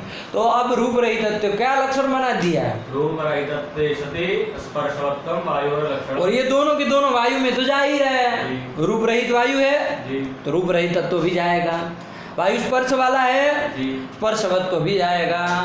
तो बस चला गया, विशेषण दल भी चला गया, विशेष दल भी चला गया, तो समन्वय हो गया, आया कि नहीं आया? और सारे के सारे वायु में चला जाएगा कि नहीं चला जाएगा? चाहे इधर पंखा फेंक रहा है वो वायु हो, चाहे वो कोई कूलर वायु फेंके तो वो वायु हो, जल मिश्रित भले हो, लेकिन स्पर्श होता है कि नहीं होता है उसका वायु। और बाकी ये जो बारास्त में हो सब वायु है अलग अलग प्रकार के, ठीक है ना? इसके भी विषय देखेंगे कैसे कैसे वायु होते हैं। तो ये सब वायु स्पर्श वाले हैं कि नहीं है? सारे के सारे रूप रहित है कि नहीं है? तो रूप रहित सती स्पर्शवत्वम ये कर दिया। कोई दोष है इसमें? कोई दोष नहीं है। कोई अतिव्याप्ति होगी? नहीं होगी। और सारे के सारे लक्ष्य में घट गया तो अव्याप्ति असंभव भी नहीं होगा। बात समझ में आई? चलिए यही कर दिया, पढ़ो। रूप रहित सती स्पर्शवत्वम वायु और लक्षणम। आया कि नहीं आया? पढ़ो अब। स्पर्शवान वायु। हाँ, इन्होंने ये लक्षण नहीं बताया, इनको वायु का स्वरूप बताना था कि वायु क्या होता है। तो रूप रहित और स्पर्श वाला जो होता है वो वायु होता है, लेकिन इसके अनुसार लक्षण क्या बना? रूप रहित स्पर्शवत्तम वायु और लक्षण। समझ में आया ना? अब इस तरह का दो दल, जैसे यहाँ दो दिखा, रूप रहित स्पर्शवान, तो ये दो दिखा, तब तुमने लक्षण कैसे बनाना समझ लिया कि नहीं समझ लिया? उसी तरह अब कहीं पर भी ऐसे दो आएंगे तो बना लोगे कि नहीं बना लोगे? इस तरह से बना लेना। बात समझ में आएगी नहीं आई? ठीक है, चलिए। रूप रहित सती स्पर्शवत्वम वायु और लक्षणम हो गया। अब चलो आगे बढ़ो। वो वायु जो है, वायु जो कि पुल्लिंग में चलता है, उसके लिए जो आएगा सब पुल्लिंग में ही चलेगा, है ना? उसकी भेद प्रभेद में देखेंगे। तो अब कहना तत्शब्द का प्रयोग उसके लिए करना हो तो क्या करना पड़ेगा? सह। यही तो वही वो कह रहे, पढ़ो। सह दुविधा। ये देखो उन्होंने विसर्ग नहीं लिखा होगा, सह में लिखा है विसर्ग नहीं लिखा, वो संधि हो गए हैं ना, इसीलिए नहीं लिखा, वरना सद्विविध आया कि नहीं? वो जो सह मतलब कौन? वायु द्विविध, दो प्रकार का वायु है, ठीक है ना? क्या है उसके दो भेद? तो इसमें भी वैसी प्रक्रिया से क्रम से चलना है। क्या क्या? नित्य वायु भी कोई होता है और अनित्य वायु भी कोई होता है। तो पूछा गया नित्य वायु कहा भाई, कौन नित्य वायु है? तो लिख रहे, पढ़ो। नित्य परमाणु रूप। नित्य वायु जो है वो परमाणु रूप है। परमाणु रूप जो वायु के भी परमाणु होते हैं, समझ के रखना। अभी तक जितने द्रव्य आए सबके परमाणु होते हैं ना, वो सारे के सारे वो सब परमाणु नित्य है, ये भी बात आ रही है, आया ना? चाहे वो पृथ्वी के परमाणु हो, चाहे जल के हो, चाहे तेज के हो, चाहे वायु के भी परमाणु होते हैं, है कि नहीं? वायु के भी परमाणु होते हैं, वो भी कैसे है? परमाणु नित्य है, आया कि नहीं आया? तो परमाणु रूप वायु नित्य। और कौन सा वायु अनित्य है? कार्य रूप जो वायु है, ये जितना वायु देखो, अभी तुमको वायु आ रहा था कि नहीं? अभी अभी लाइट गई तो गया, खत्म हो वायु तो अनित्य है। कार्य रूप जितना भी वायु है वो सारा का सारा अनित्य है, नष्ट हो जाएगा, है कि नहीं है? तो ये बात है, लगा कि नहीं लगा? तो अनित्य कार्य रूप, अनित्य जो कार्य रूप वायु है वो अनित्य है। मोबाइल ले आओ, जाओ लाइट करो, उसको लेके आया करो ना।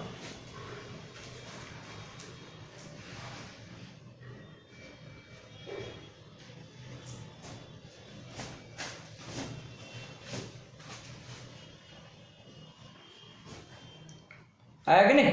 ये जो वायु है वो कैसा है? कार्य रूप है, वो अनित्य है, आया कि नहीं? दूसरा भेद हो गया, आगे कि नहीं? तो वायु दो प्रकार का, नित्य और अनित्य। नित्य वायु कौन है? परमाणु रूप। अनित्य वायु कार्य रूप ये अनित्य वायु, ठीक है? ये जो अनित्य वायु है वो फिर तीन प्रकार का है, पढ़ो। तीन प्रकार का है वो भी, आया कि नहीं आया? कौन तीन प्रकार है उसके? तो लिख रहे, पढ़ो। शरीर इंद्रिय और विषय के भेद से वो अनित्य वायु भी तीन प्रकार का है। अब प्रश्न होगा वायु का शरीर बताओ, वायु का कैसे शरीर होता है? हैं? ये बड़ी विचित्र बात है, तो बताएंगे, चलो सर सारी बातें पढ़ो। शरीरम वायु लोके, शरीर कहाँ मिलेगा? वायु लोक में मिलेगा। है ना। तो मैंने एक और आपको बता दिया, जैसे पिशाच इत्यादि का जो शरीर होता है ना, मुक्तावली इत्यादि पढ़ेंगे हो तो टीका में भी कोई लोग लिखे होंगे, तो पिशाच आदि का शरीर जो होता है ना, वायवीय शरीर होता है। कैसा शरीर होता है? वायवीय शरीर होता वायु का ही बना हुआ होता है। उसका ये पार्थिव शरीर नहीं होता है, जलीय शरीर नहीं होता है, चाहे तेजस शरीर नहीं होता, वायवीय शरीर होता है।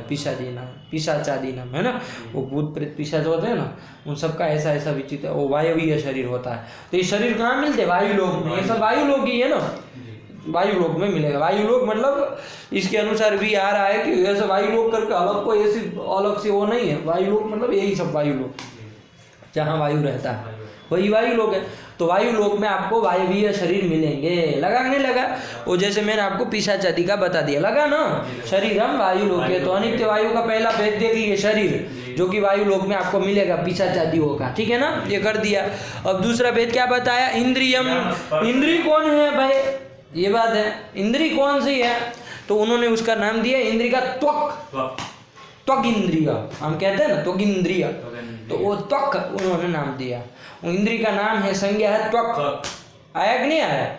और इस इंद्री से क्या होता है जी? ये त्वक इंद्रिय जो है उससे क्या ग्रहण होता है? हमने बाकी इंद्रियां सारी की सारी देखी, वो किसी न किसी को, जैसे घ्राण इंद्री देखी, वो किसको ग्रहण करती है? गंध को ग्रहण करती है।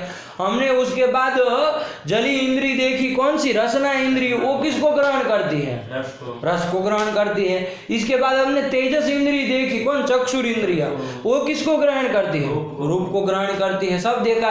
ये आपकी ये जो वायवीय इंद्रिय है ना, वायु का अनित्य वायु का भेद इंद्रिय है ना ये, तो वायवीय ये जो इंद्रिय आपकी है वो कौन सी? वायवीय है, ऐसी इंद्रिय। तो वो कहा कि त्वक, लेकिन ये किसको ग्रहण करती, जरा हमको ये बता दीजिए, है ना, क्योंकि हमने नहीं, ये त्वक इंद्रिय से रूप ग्रहण होता है क्या?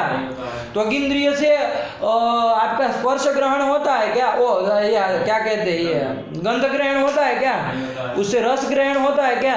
नहीं होता है ये सब। तो क्या ग्रहण होता है, इसका कार्य क्या है? तो उसके लिए लिख रहे, पढ़ो। इंद्रियम स्पर्श ग्राहकम, स्पर्श को ग्रहण करती है। ये ठंडा है कि गर्म है कि अनुष्णा शीत है, ये सब स्पर्श को ग्रहण कराने वाली है। आया कि नहीं? स्पर्श ग्राहकम, बात समझ में आई? ये जो त्वगिंद्रिय है उसका कार्य क्या है? स्पर्श को ग्रहण कराना, स्पर्श ग्राहिका है। बात समझ में आई नहीं? तो स्पर्श ग्राहकम, ये शीत स्पर्श मैंने बताया ना, 3 प्रकार के हैं, उष्ण स्पर्श, शीत स्पर्श और अनुष्ण शीत स्पर्श। इस स्पर्श को ग्रहण कराने वाली इंद्रिय है कि नहीं है? तो इंद्रिय से क्या काम होता है? स्पर्श ही ग्रहण होता है, और क्या पता चलेगा, है कि नहीं है? तो स्पर्श ग्राहिका है। बात समझ में आई कि नहीं आई? तो वही कह दिया, स्पर्श ग्राहकम। और उसकी संज्ञा क्या है? तो क्या लिखा, पढ़ो। इंद्रियम स्पर्श ग्राहकम त्वक, ये नाम है उसका, है ना, त्वक। अब पूछेंगे इसका भी स्थान कहाँ है, हमको जरा बता दीजिए, तो हम भी उसको थोड़ा सुरक्षित रखें, ध्यान रखें, है कि नहीं? पता चल जाए तो उस पार्ट को हम सुरक्षित रखेंगे ना। तो क्या, कहाँ इसका स्थान है? तो बता रहे, पढ़ो, क्या कह रहे हैं? सर्व शरीरवर्ती। ये इंद्रिय बड़ी विचित्र है, पूरे शरीर में है वो, पूरे शरीर में, सर्व शरीरवर्ती, सारे के सारे। इधर पैर के अंगूठे में भी तो है, यहाँ पर भी है, हाथ में भी है, यहाँ पर भी है, सर पे भी है। अरे कहीं पर भी आपको गरम गरम कुछ आपको तेज का स्पर्श करा दिया जाए, आग मान लीजिए तुम्हारा, तो सर पे लगाएंगे तो भी पता चल जाएगा ना, उष्ण स्पर्श को ग्रहण हो जाएगा। ये ऐसा नहीं है कि हमको हाथ में लगा तभी हमको पता चलता है, चिल्लाएगा तुरंत, है कि नहीं? ट्राई कर लेना। तो स्पर्श सब, तो सर्व शरीर वर्ती होती है इंद्रिय, है कि नहीं? ये सब बातें शास्त्रकार खोल कर रख देते हैं। ये सब आज सामान्य लोग ये सब चीजें बता सकते हैं क्या? नहीं निकल सकता उससे, ये लोग निकाल के दे देते हैं, इन्हीं के पास ये सब सामर्थ्य है कि नहीं? वरना लोग कहते रह जाते हैं, त्वक इंद्रिय को बता नहीं पाएंगे कि कहाँ होती है ये, है कि नहीं? हाथ में होती कह देंगे, पागल हो। सर पे लगा हुआ वो गरम गरम वो लोहा का कुछ, है कि नहीं, तपाया हुआ लोहा, चाहे आग ही मान लीजिए वो दिया लाके किसी से छू दिया तो चिल्ला उठेंगे कि नहीं चिल्ला उठेंगे? क्यों? क्योंकि स्पर्श हुआ, स्पर्श को ग्रहण किया, तो वो यहाँ से कर लेगा। हाथ पे लगाएंगे तो भी होता है, यहाँ पर भी लगा, ठंडा कुछ लगा दिया, बर्फ मान लीजिए होता है, बर्फ भी यदि कहीं पर भी शरीर में लगा दिया जाए तो ठंडा लग रहा है, कहेंगे कि केवल हाथ में लगाएंगे तभी ठंडा लगता है, कि केवल पैर में लगाए तभी ठंडा लगता है? पूरे शरीर में, क्योंकि वो त्वक इंद्रिय सारे शरीर वर्ती है, सर्व शरीर वर्ती, पूरे के पूरे शरीर में रहती है। तो कहीं पर भी वो शीत स्पर्श होगा उसको ग्रहण कर लेगी। आया कि नहीं? स्पर्श ग्राहिका है, कहाँ रहती है ये? तो सर्व शरीर रहती, पूरे शरीर में रहती है। आया कि नहीं? और इसका नाम क्या है? तो त्वक, और इंद्रिय जोड़ करके बोलना हो तो त्वगिंद्रिय ग हो जाएगा, है कि नहीं? वो कारण तो त्वगिंद्रिय, वरना त्वक इंद्रिय मत बोलना, वो गलत हो गया, त्वक इंद्रिय, और अलग से बोलना हो तो त्वक। आया कि नहीं आया? तो ये कर दिया, इंद्रियम स्पर्श ग्राहकम त्वक सर्व शरीरवर्ती। आया कि नहीं आया? ये तो इंद्रिय हो गए। तो हमने अनित्य वायु के दो भेद देख लिए, कौन कौन? शरीर और इंद्रिय। शरीर तो वायु लोग के पिशाचादी नाम, और इंद्रिय क्या है? तो त्वक इंद्रिय है। अब तीसरा भेद हमको देखना है वायु का, अनित्य वायु का। विषय क्या है इसमें? विषय बताओ जरा, तो हमको पता चले, हम अच्छे से जान पाए, है ना, कि कैसा कैसा वायु होता है। तो बता रहे वायु विषय कंपनम लिखा है, कंपनम लिखा है, तोड़ के लिखा है कंपनम। तो फिर सही से पढ़ो जैसे लिखा वैसे। विषय विषयो वृक्षादियों का कंपन होता है कि नहीं होता है? हिलते डुलते है कि नहीं है? यही कंपन हुआ। तो किसके कारण हिलते डुलते हैं मुझे बताओ? अरे पवन आता है तो हिलते डुलते हैं ना। तो वृक्षादियों का जो कंपन होता है, उस कंपन का हेतु मतलब कारण क्या है? वायु, वही विषय है। लगा कि नहीं लगा? वृक्षादि कंपन हेतु विषय।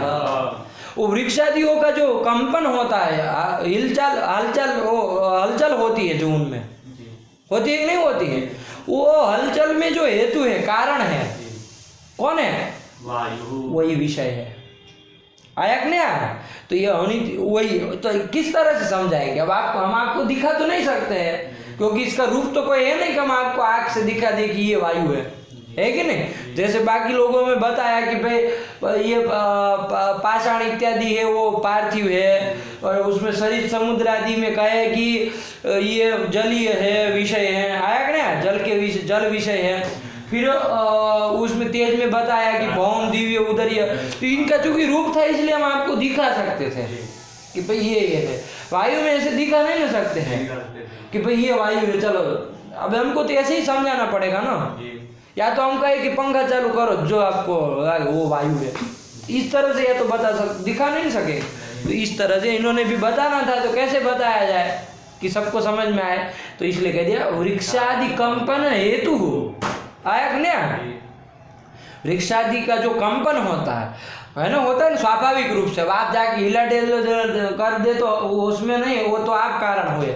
आप मान लीजिए किसी पेड़ को पकड़ करके, मान लीजिए कोई हाथी है और वृक्ष के पास जाके अपने शरीर को घसीट रहा है, तो तब भी वो शरीर वो जो वृक्ष है वो हिलचाल होगी, उसमें हलचल होगी, है ना, वो कंपन होगा। लेकिन वो हाथी को, उसका कारण कौन है? हेतु कौन है? वो हाथी है। तो वो वायु नहीं ना कहना चाह रहा है, इतना तो आप समझ ही लेंगे, है कि नहीं है?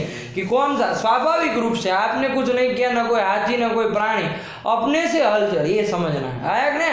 वृक्ष का यदि कंपन स्वाभाविक रूप से हो तो वहां पर देखना है कि क्या हुआ। वो भूकंप आ जाए और हलचल हो जाए तो अब वो भूकंप उसमें कारण होगा, है ना। मैं क्या समझाना चाह रहा हूँ, सामान्य रूप से जो ऐसे हिलते, कोई विशेष परिस्थिति, ऐसा भूकंप भी नहीं है, कोई आदमी कोई पशु पक्षी भी नहीं हिला डुला रहा है, स्वाभाविक रूप से हिल रहा है। आप जाइए वहाँ जाके, यहाँ पीछे वो नीम के पेड़ है कि नहीं है, देखो उसमें पत्ते हिलते डुलते रहते हैं कि नहीं, हिलते डुलते स्वाभाविक रूप से, कोई कुछ नहीं किया फिर। तो वो जो हलचल हो रही है, कंपन हो रहा है वृक्ष में, तो उसका जो कारण है वही वायु। समझना है ना, इस चीज को समझना है कि नहीं? तो और कुछ ख्याल नहीं लाने हैं ये सब कि भाई और सबसे भी हो सकते हैं, हम इसका ही कहना चाह रहे हैं बिना कोई विशेष उससे, है ना। जो हलचल होती है तो वो कहते हैं ना, अरे देखो पत्ते हिल रहे, इधर का वायु होगा, उससे अनुमान भी करते हैं लोग किस तरफ जाने वाला वायु है। उस तरफ यदि पत्ते सब जा रहे हैं तो ये सब क्या होगा? वायु। आया कि नहीं? वो जो पतंग जो उड़ रही है पतंग जो उड़ रही है तो उड़ने का जो कारण है वो वायु है। आया कि नहीं? बात समझ में आई? तो किसी भी तरह से समझा सकते हैं। इन्होंने बहुत अच्छा, चूंकि लौकिक सब लोग समझ पाए, पामर से पामर लोग, इसके लिए इन्होंने सबसे सरल कह दिया कि वृक्षादि कंपन है हेतु। वृक्षादि का जो कंपन होता है उसमें जो कारण है वही वायु है, और वो कह उसी वही विषय भी है ना, वो भी विषय। वो वायु कोई शरीर नहीं ना है, वो कोई इंद्री नहीं ना है, और इंद्री तो सर्व शरीरवर्ती होती है, वो इंद्री भी नहीं है, वो कोई शरीर भी नहीं है, तो वही विषय है। ये तीसरा भेद है, अनित्य वायु का तीसरा भेद है, वो विषय है। लगा नहीं लगा? इस तरह से अनित्य वायु 3 प्रकार का हो गया। साफ साफ समझ में आया? पढ़ो उसको। विषयो वृक्षादि कंपन हेतु। आ गया कि नहीं आ गया? हाँ, अब कुछ विशेष बातें वायु के बारे में बतानी है, तो 1-2 पंक्ति से वो बताते जा रहे हैं कि भाई ये भी वायु के विषय में, ये सब भी समझ के रखना आप लोग, ठीक है ना? क्या बता रहे हैं, पढ़ो उसको। शरीरांतः संचारी वायु प्राण, ये बता रहा है वायु की कुछ विशेष संज्ञा है जो कि लोक में प्रचलित है और शास्त्र में भी आती है जहाँ तहाँ, तो उसको स्पष्ट कर दे रहा है कि भाई इसको ये ऐसा, जैसे हम कहते हैं प्राण वायु कहते हैं ना, लोक में बोलते हैं प्राण वायु, तो प्राण नाम कहते हैं उसको, शास्त्र में भी इसका नाम मिलेगा। कहते हैं प्राणाय स्वाहा अपानाय स्वाहा, आप लोग बोलते हैं, तो प्राण इसका है। इस तरह का बहुत सारा व्यवहार होता है कि नहीं होता है? तो ये प्राण जो संज्ञा है वो वायु की संज्ञा है। किसकी संज्ञा है? वायु की संज्ञा। लेकिन किस वायु को प्राण कहते हैं? वो जो पेड़ को हिला रहा है जो वायु, उसको प्राण कहते हैं? पतंग जिसके कारण उड़ रही है वो वायु को प्राण कहते हैं। ये पंखा जो चलाते हैं तो कुछ फेंकता है वो वायु को प्राण कहते हैं। तो किसको? तो ये कुछ विशेष संज्ञा है वायु की, तो उसको स्पष्ट कर दे रहा है कि शास्त्र में चाहे लोक में कहीं आए तो आप ध्यान रखना कि ये इस वायु का नाम है। तो प्राण जो संज्ञा किसी वायु की है कि नहीं है? तो किस वायु की है तो वो बता दे रहा है। क्या कह रहे हैं, पढ़ो उसको। शरीरांतः संचारी वायु, वहां तक पढ़ो, पूरा पढ़ो। शरीरांतः संचारी वायु प्राण। शरीर के अंतः मतलब शरीर के अंदर, संचारी मतलब संचरण करने वाला। शरीर के अंदर, अपना जो शरीर होता है उसके अंदर, चाहे पशुओं का भी हो, वो जो शरीर उसके अंदर जो संचरण करने वाला है, घूमने वाला है कि नहीं? उसी का नाम है प्राण। हाँ, वो वायु का नाम ही प्राण है। सब वायु को प्राण संज्ञा नहीं कहते हैं। बहुत अच्छी बात बता रहे हैं, ठीक है ना? इतनी बारीकी से कोई नहीं बताएगा, है कि नहीं? और कोई बताएगा तो अंड बंड व्याख्या करेगा प्राण की। प्राण वायु किसको कहते हैं? जो प्राण है मतलब ये वायु। प्राण कौन से वायु को प्राण कहते हैं? इस वायु को प्राण कहते हैं। किसको? पढ़ो। शरीरांतः संचारी वायु प्राण। ये समझ में आया? शरीर के अंतः संचारी, शरीर के अंतः भाग में, अंदर के भाग में, है कि नहीं? ये आपको बाहर जो छू रहा है वो सब वायु, वो उसको प्राण नहीं कहते। आपको यहाँ छू रहा है, हाथ पे छू रहा है, यहाँ छू रहा है, जहाँ छू रहा है, वो वायु प्राण नहीं है। ये जो बाहर अभी चल रहा है वो वायु सब प्राण नहीं कहलाता। कौन सा वायु? अपने शरीर के अंदर जो संचार करता है कि नहीं, उसको प्राण कहते हैं। आया कि नहीं आया? तो यही प्राण वायु कहते हैं ना। तो शरीर के अंदर जो संचरण करने वाली वायु है उसी का नाम है प्राण। हाँ, लगा कि नहीं? वही कह दिया, समझ आया? शरीरांतः संचारी वायु प्राण। हाँ, लगा कि नहीं लगा? और हाँ, पढ़ो फिर। सचैकोप्युपाधि भेदात् प्राणापानादि संज्ञा लभते। हाँ, इसको दसरा मसरा मत पढ़ो। सचैकोप्युपाधि भेदात् प्राणापानादि संज्ञाम लभते। अब देखो, ये शरीर के अंतः संचारी जो वायु है उसका नाम क्या कर दिया? प्राण कर दिया। इसको प्राण वायु कहते हैं कि नहीं है? लेकिन हम लोग देखते हैं कि नहीं लोक में, हमको तो बहुत सुनने में आया है कि अंदर प्राण भी होता है, अपान भी होता है, व्यान भी होता है, समान वायु भी कोई होता है, उदान वायु भी होता है। सब सुनते कि नहीं सुनते? लेकिन आप तो बड़े विचित्र मालूम पड़ रहे हैं नैयायिक लोग। आप तो कह रहे शरीर के अंदर संचार करने वाला जो पूरा का पूरा जो भी वायु है वो सब की एक ही नाम दे दिया, क्या? प्राण। हाँ, ये नाम दे दिया, प्राण, ये संज्ञा कह दिया।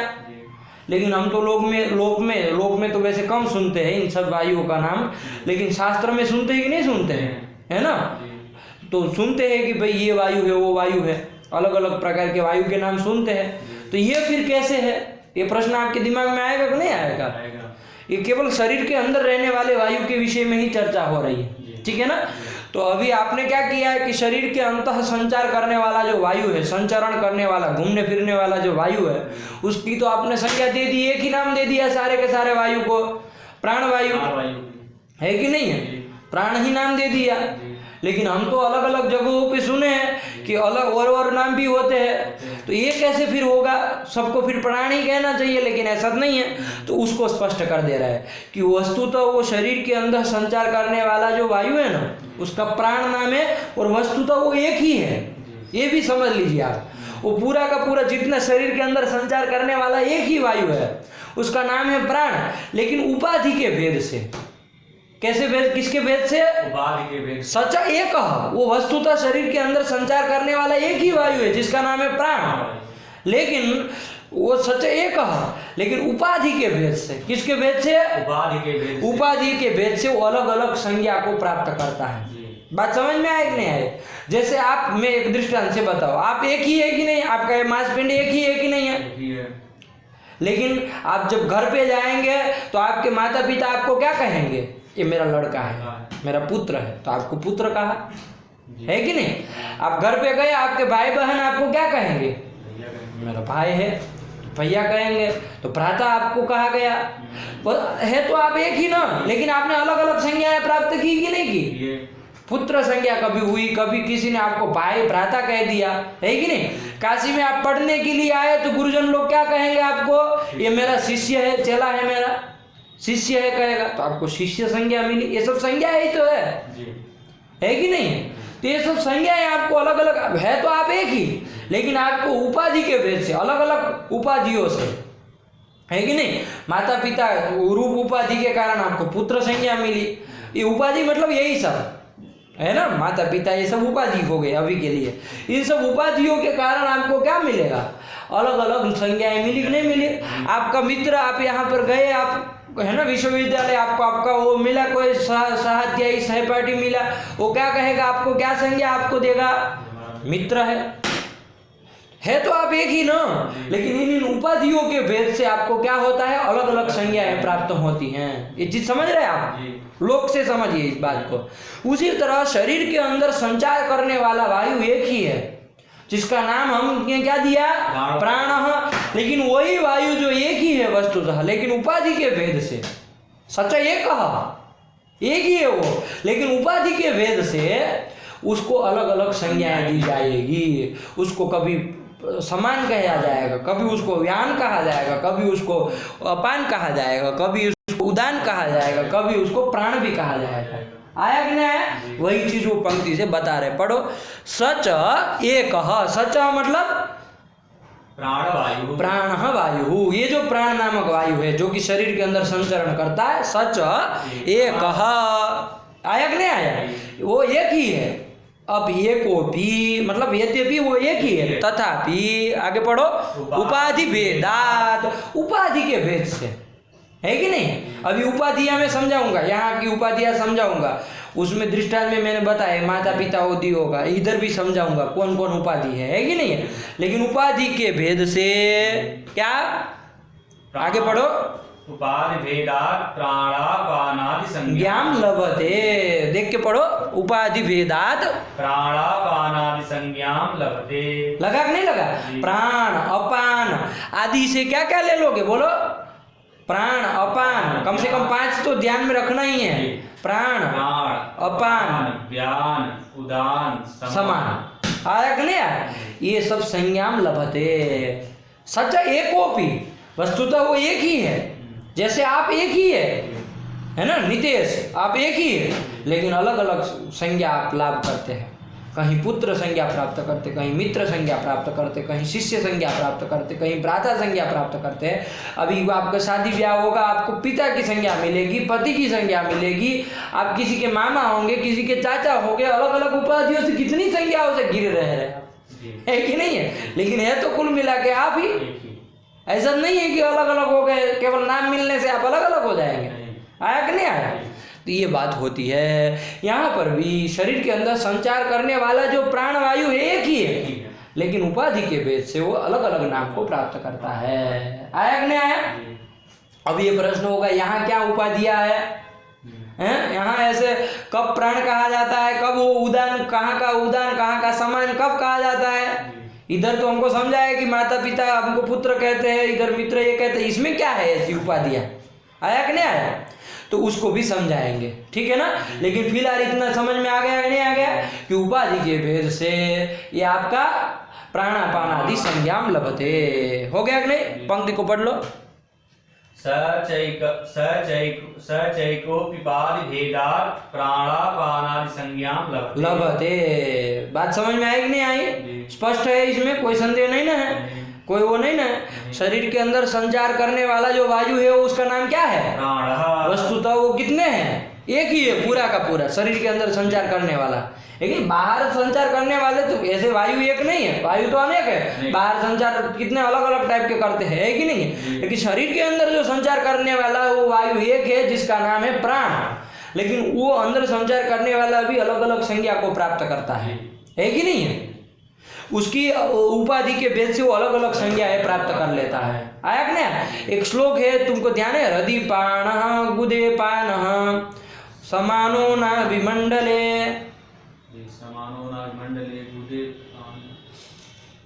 हृदि प्राणः गुदेपानः समानो नाभिमंडले, उसके आगे क्या है। तो इस तरह का स्थान के भेद, यहाँ उपाधियां क्या है, स्थान। जैसे हृदय, ये पूरा शरीर एक है, इसमें संचार पूरे शरीर में करने वाला जिसका नाम है प्राण, लेकिन अलग अलग उपाधियों से उसको अलग अलग नाम दिया जाता है। अब इसमें उपाधि हमको देखनी है ना, तो हृदय रूप उपाधि मतलब हृदय स्थान जो हमारा है यहाँ पर, है कि नहीं, हृदय का स्थान, वहाँ जो रहता है उस देश में हृदय स्थान में जो आसपास रहता है, हृदय स्थान में जो रहता है उसका नाम है प्राण। आया कि नहीं, हृदय प्राण। गुद प्रदेश में है ना, गुदा प्रदेश में रहने वाला जो वायु है ना, है तो वो शरीर के अंदर ही संचार करने वाला है कि नहीं, तो उसको नाम दिया जाता है अपान, उसको अपान वायु कहते हैं, ठीक है ना। तो ये अपान हो गया, हृदय प्राण गुदे अपान, गुदे पान में संधि हो गई है ना, गुदे पान पूर्व रूप हो गया है, तो गुदे पान मतलब गुदे अपान, अपान संज्ञा हुई। फिर समानो नाभिमंडल है, नाभिमंडल जो पूरा का पूरा है वहाँ जो संचार करता है, तो नाभि देश के कारण वहाँ जो संचार करने वाला है उसको क्या कहा जाएगा, समान वायु कहला जाएगा। आया कि नहीं आया। तो ये सब उपाधियां है, यही स्थान को स्थान रूप उपाधि है, मतलब जहाँ रहेगा उसके अनुसार। जैसे मैंने अभी आपको देखो इसी स्थान के अनुसार बताओ, आप घर रूप स्थान रहेगा तो आपको पुत्र स्थान वो मिलेगा, यदि आप विश्वविद्यालय में जाएंगे तो आपको वहाँ शिष्य का वो मिलेगा, गुरुकुल में जाएंगे आपको वहाँ शिष्य का वो मिलेगा। आया कि नहीं आया। आप अपने ससुराल में मान लीजिए जाएगा तो आपको दामाद का, तो स्थान भी उपाधि होती है, ये सब स्थान भी उपाधि हो सकता है। तो इस उपाधि के भेद से मतलब स्थान रूप उपाधि के भेद से आपको अलग अलग संज्ञाएं मिलती है। आप अपने सहाध्यायी के कमरे में जाएंगे आपको मित्र कहा है, तो इस स्थान के भेद से भी क्या होता है, ये स्थान रूप उपाधि के भेद से अलग अलग संज्ञाएं प्राप्त होती है। उसी प्रकार यहाँ पर ये जो हृदय स्थान, गुदा स्थान और नाभि स्थान, इस तरह से उसके दो बाकी बच गए ना, उसका श्लोक ध्यान में नहीं आ रहा। देखो किसी ने लिखा है हृदय पान गुदे पान, दिखाओ हमको तर्क संग्रह दिखाओ अपनी वाली दो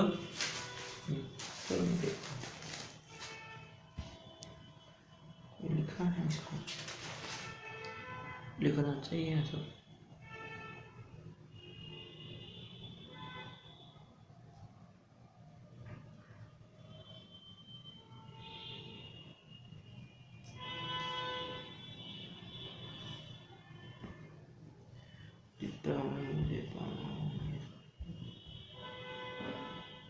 ये रहा देखो श्लोक है ना इधर जी, इधर की ना, इसको नोट कर लेना, ठीक है ना, और याद कर लेना। हृदय प्राणो गुदे पानो समानो नाभिमंडले, हुआ कि नहीं हुआ। फिर उदान, दो छूटे थे ना, कौन कौन, उदान और व्यान। तो उदान का क्या है, उदान कंठ देशे स्यात्, ये कंठ देश में उदान जो वायु रहता है उसको उदान कहा जाता है ना। इतनी बारीकी से कोई नहीं बता पाएगा, है ना, ये सब किसी के बस की बात नहीं है, सब बता दे कोई देख करके, है कि नहीं। ये शास्त्रकार जब लिखते हैं तभी आता है, आया कि नहीं। इस श्लोक को याद कर लेना। क्या हुआ, उदान कंठ देश से, और व्यान कहाँ है, तो व्यान सर्व शरीरगः मतलब सर्व शरीर में जो चलता है, मतलब धमनियों में जो चलता है ना, वो सर्व शरीर में उसका व्यान नाम है। धमनियों में चलने वाला है ना, ये सब नसों में चलता है ना वायु। तो सर्व शरीर गह, सर्व शरीर गह मतलब सर्व शरीर गच्छति प्रवहति इति सर्व शरीर गह, आया कि नहीं आया? वो क्या है? उसका नाम है व्यान। तो इस तरह से ये स्थान की उपाधि के भेद से क्या हुआ, अलग अलग संज्ञाएं प्राप्त की कि नहीं की? वरना वस्तुतः वो शरीर के अंतर संचार करने वाला एक ही वायु है, सच एकोपी, वो एक ही है, उसका नाम है वस्तुतः प्राणी। लेकिन इन उपाधियों के स्थान रूप उपाधि के भेद से, किस उपाधियों से? स्थान रूप उपाधि। ये जब स्थान, ये उपाधि हो गए ना, उपाधि कोई भी हो सकता है, जैसे उधर मैंने कहा मनुष्य भी उपाधि हो सकते, स्थान भी उपाधि, आपका कार्य भी उपाधि हो सकता है। आप कार्य करेंगे वैसे आपको संज्ञा मिलेगी, कार्य भी आपका कार्य भी वो हो सकता है। आप क्या कार्य कर रहे हैं? आप जैसे वो पालन पोषण कर रहे हैं किसी बच्चे का, तो आप पिता की उपाधि को प्राप्त करेंगे, है कि नहीं? अपना वो अलग प्रकार का कुछ सेवा कर रहे मान लीजिए, तो वो आप तब आप शिष्य की उपाधि को प्राप्त करेंगे। इस तरह से भी तो देख सकते हैं, है कि नहीं? माता पिता पुत्र की भी हो सकती है कि नहीं? तो ये क्रिया रूप उपाधि भी हो सकती है। आपके कार्य से भी आप अलग अलग प्रकार की संज्ञा प्राप्त, आप मंदिर में जाके सेवा करेंगे, आप पंडित जी की उपाधि प्राप्त करेंगे।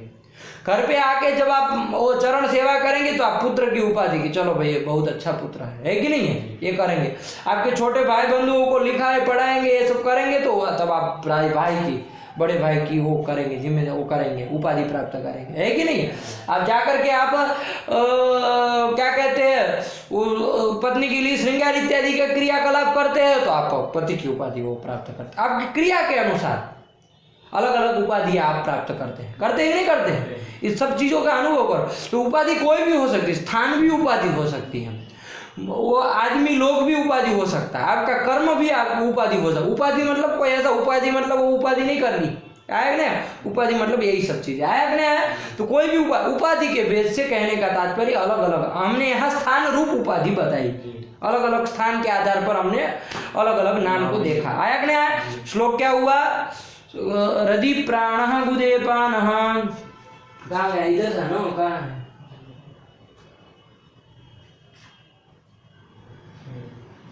हृदि प्राणो बुधेपानः समानो नाभिमण्डले उदानः कंठदेशे स्यात् व्यानः सर्वशरीरगः। ये श्लोक याद होना चाहिए, कल पूछेंगे, ठीक है ना? और इसको हाईलाइट भी कर ले रहा है, इसको ये सब चीज़ें आनी चाहिए, है कि नहीं? तो ये सब धीरे धीरे सब बढ़ता जाएगा, है कि नहीं? तो कुल मिलाकर कहने का तात्पर्य उपाधि के भेद से अलग अलग संज्ञा के प्राप्त की, वरना वो एक ही है जिसका सर्व शरीर में रहता है, वो शरीरांत संचारी है, उसका नाम है प्राण। उपाधि के भेद से अलग अलग संज्ञा को प्राप्त की, पढ़ लो। चलो, ये कुछ विशेष वायु में बताना था, इसलिए 2 पंक्ति और लिख दी, है ना? तो चलो वही कर दिया, पढ़ लो इसको। शरीरांतः संचारी वायु प्राणः सचैकोपिपादि भेदात् प्राणापानादि संज्ञां लभते। स्पष्ट है ग्रंथ? समझ में आया कि नहीं आया? हाँ, अब ये आपका वायु का प्रकरण खत्म हो गया। तो कितने द्रव्य हम लोगों ने देख लिए?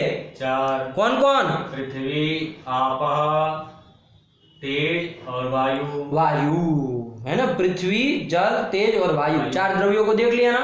अब इसके बाद नंबर 5 का द्रव्य कौन आता है? आकाश। आकाश, आकाश के विषय में चल रहा है, पढ़ो। कितना समय हुआ? 11 बज गए। चलो उसको छोड़ दो, ठीक है ना? इसको लगा क्या हो, वायु का है। अब देखो, अब छोटे छोटे चलने वाले हैं सब। देखो इसमें शब्द में कितना है, लंबा नहीं है, एक एक लाइन में सब पूरा हो जाएगा, है कि नहीं? तो अब एक ही साथ में एक ही दिन में सारा का सारा चला जाएगा। इसको बेड़िया से लगा कर क्या हो, बहुत महत्वपूर्ण अंश हो चुका है कि नहीं? तो इसको लगा करके तैयार करके आओ, फिर आगे चलते हैं कल, ठीक? रखा जाए। सृष्टौ या सर्ग रूपा जगदवन विधौ पालनी या च रौद्री संहारे चापि यस्या जगदिदमखिलं क्रीडनं या पराख्या पश्यन्ति मध्यमाथो तदनु भगवती वैखरी वरण रूपा सास्मदवाचं प्रसन्ना विधिहरिगिरिशा राधितालंकरोतु भगवत्यै नमः पराम्बिकायै नमः।